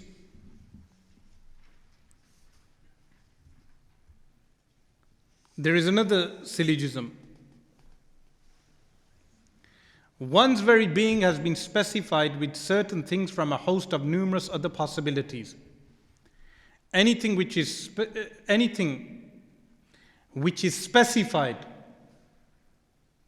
would mean the one who specified it has a will. The conclusion would be that the one who subjects your very being to those specifics is the doer of his choice. Yes? A third syllogism. Okay, these are various syllogistic arguments or deductions with regard to the very existence of God. Then we move on to Lawrence Krauss, A Universe from Nothing. So Lawrence Krauss is a former associate of Richard Dawkins, who fell out with Richard Dawkins after his allegations made against him in Arizona University and his subsequent retirement from Arizona University. He has a book with the name A Universe from Nothing. Now, I'll give you a summary of this. Charles Darwin's book On the Origin of Species was a classic, science classic, that was a watershed book in the sense that it broke common conceptions with regard to human origins. So Richard Dawkins has an afterword in Lawrence Krauss' work, A Universe from Nothing, in which he compares Lawrence's work with that of Charles Darwin, saying the way On the Origin of Species was a classical for biology, this book, meaning the book of Lawrence Krauss, is a classic for physics. And physics is, of course, dominates all of science, is more broad than just biology. So, of course, the book itself is based upon, so this is what Richard Dawkins actually wrote. Even the last remaining trump card of the theologian, why is there something rather than nothing, shrivels up before your eyes as you read these pages. If On the Origin of Species was biology's deadliest blow to supernaturalism, and they refer to religion as supernaturalism, we may come to see a universe from nothing as the equivalent from cosmology. The title means exactly what it says, and what it says is devastating. But what does it say? So let's look at this book. And in fact, Muslims have nothing to worry about. I would encourage reading these books. There's nothing that actually threatens the iman of a person in the book of Lawrence Krauss. If a person is well trained, has read this book, understood this book, the book proposes a universe from nothing. And Richard Dawkins tells us the title means exactly what it says. But does it? It doesn't. Because when you read the book, Lawrence Krauss does not mean absolutely nothing. So when philosophers and theologians say nothing, they mean absolute nothingness. So Lawrence Krauss in post interviews after he had written the work, he claims he does not need to mean by nothing what the philosophers and the theologians state. But the argument of the philosophers and the theologians is from absolute nothingness, not from what he claims. For instance, Lawrence Krauss, his chapter 9 is entitled, so you read this book, you go through the painstaking patience of reading through his work, and you reach chapter 9, and it reads, nothing is something. Nothing is actually something. So all through the work, you are told that nothingness is actually something. And you can read what I've written with regard to that laws in and of themselves are regarded as descriptions of the underlying materials of the universe, whether those considered are as electromagnetic fields or material particles. Relativistic quantum field theories do not count material particles as the elemental physical stuff of the world, but as arrangements within the field, etc. Read everything that I have written. You will realize that when Lawrence Krauss says a universe from nothing, he does not mean absolute nothingness. There was something, and from which something came. So it goes back into the argument that that something which existed was also contingent in nature. So we go back to the original argument that contingency cannot go on for eternality. 3.12 is, the heading is afterthoughts and various considerations. So these are considerations when I think over a few things which you should read for yourself. And then 3.13 is Occam's razor. Occam's razor, and so the reason for presenting Occam's razor here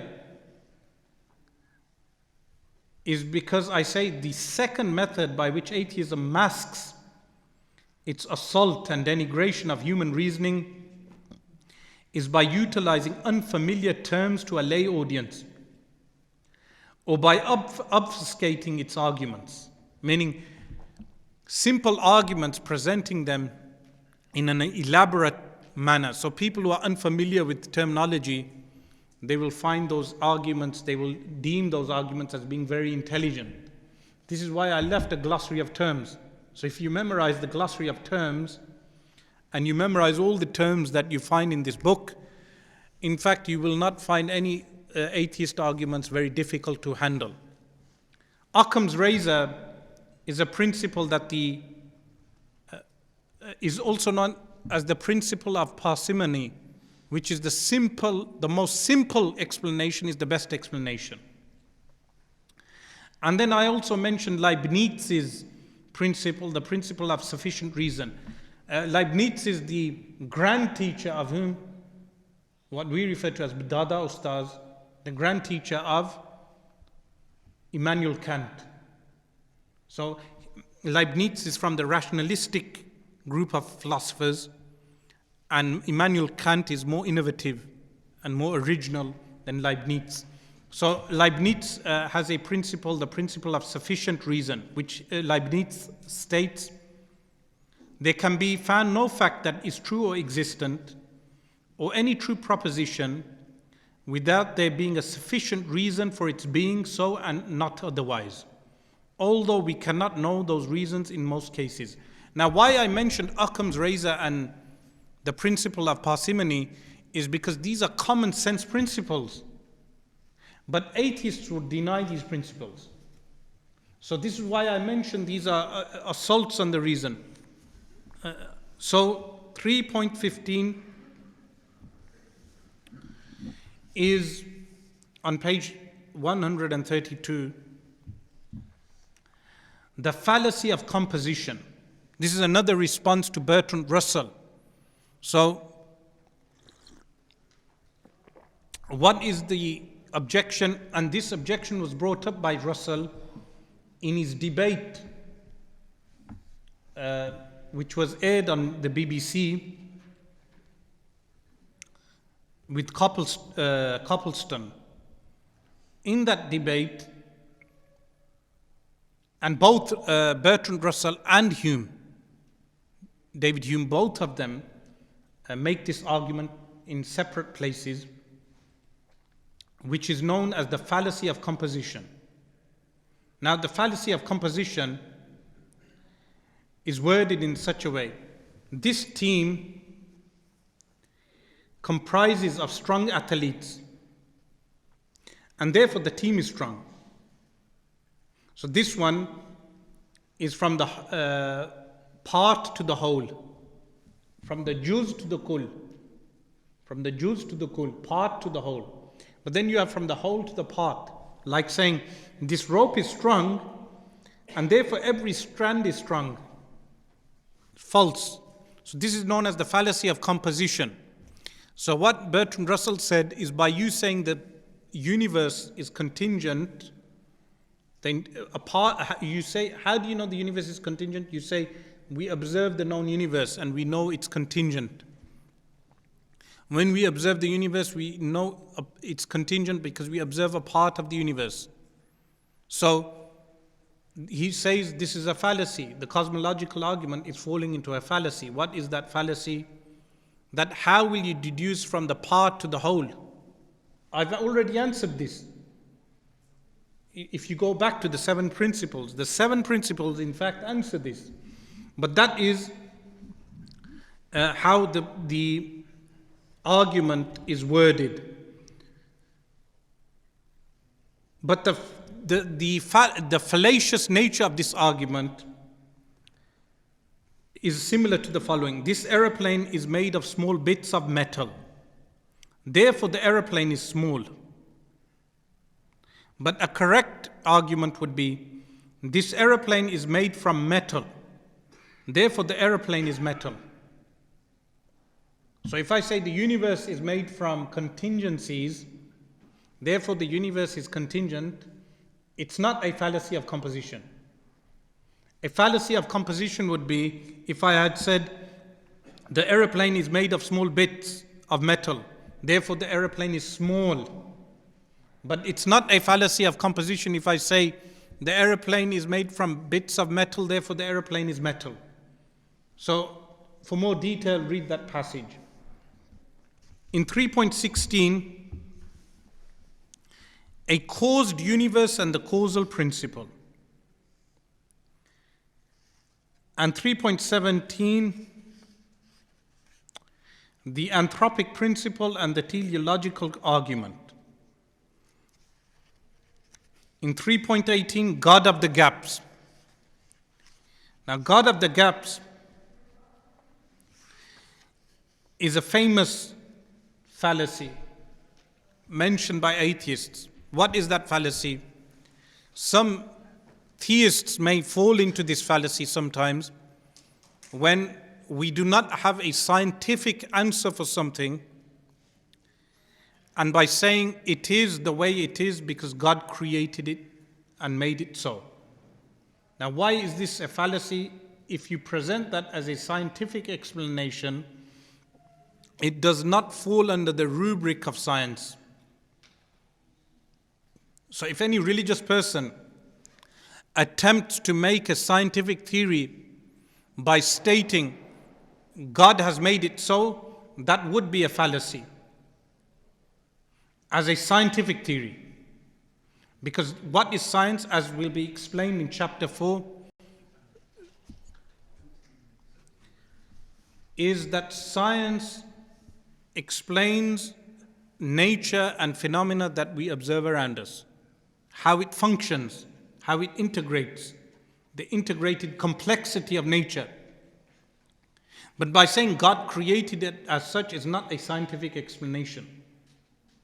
So if Muslims or theologians or theists in general refer to God for science, this would be a fallacy. So the God of the gaps fallacy is mentioned here, that we do not approve of where science has, those fields of science which have not been uncovered, proposing God as a scientific theory. But then it moves on to a very interesting part, alien of the gaps. Alien of the gaps is in reference to Richard Dawkins' premise of a possibility that aliens placed the first life form on earth. Now, because of a lack of time, we will finish here, but I'm sure I've encouraged you to read the rest of the book, inshallah, because the rest of the book is easier and we've covered the most difficult discussions in the book. So inshallah, the purpose of such type of gatherings is to encourage reading amongst our people. And inshallah, after the salah, we will have questions and answers, an open questions and answers session, inshallah. So I do dua that you bother to read the entire book. Those who listen to the recording, that after listening to this recording, we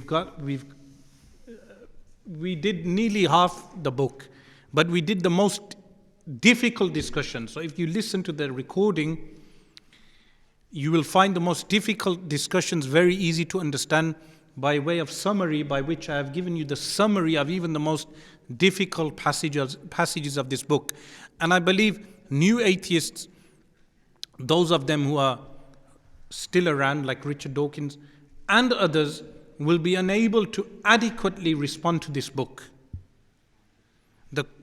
There is a response to Stephen Fry in chapter 4. So all of chapter 4 is a response to Stephen Fry's assertions on evil and the imperfect universe created by God, or as he claims, that if there was a God, he would be absolutely evil. So the response to that is in chapter 4 on free will and so many other difficult questions. We ask Allah subhanahu wa ta'ala to make this book a source of success and removing doubt from the hearts of Muslims and non-Muslims, insha'Allah ta'ala. Jazallahu anna Sayyidina Muhammadan sallallahu alayhi wa sallam ma huwa ahluh.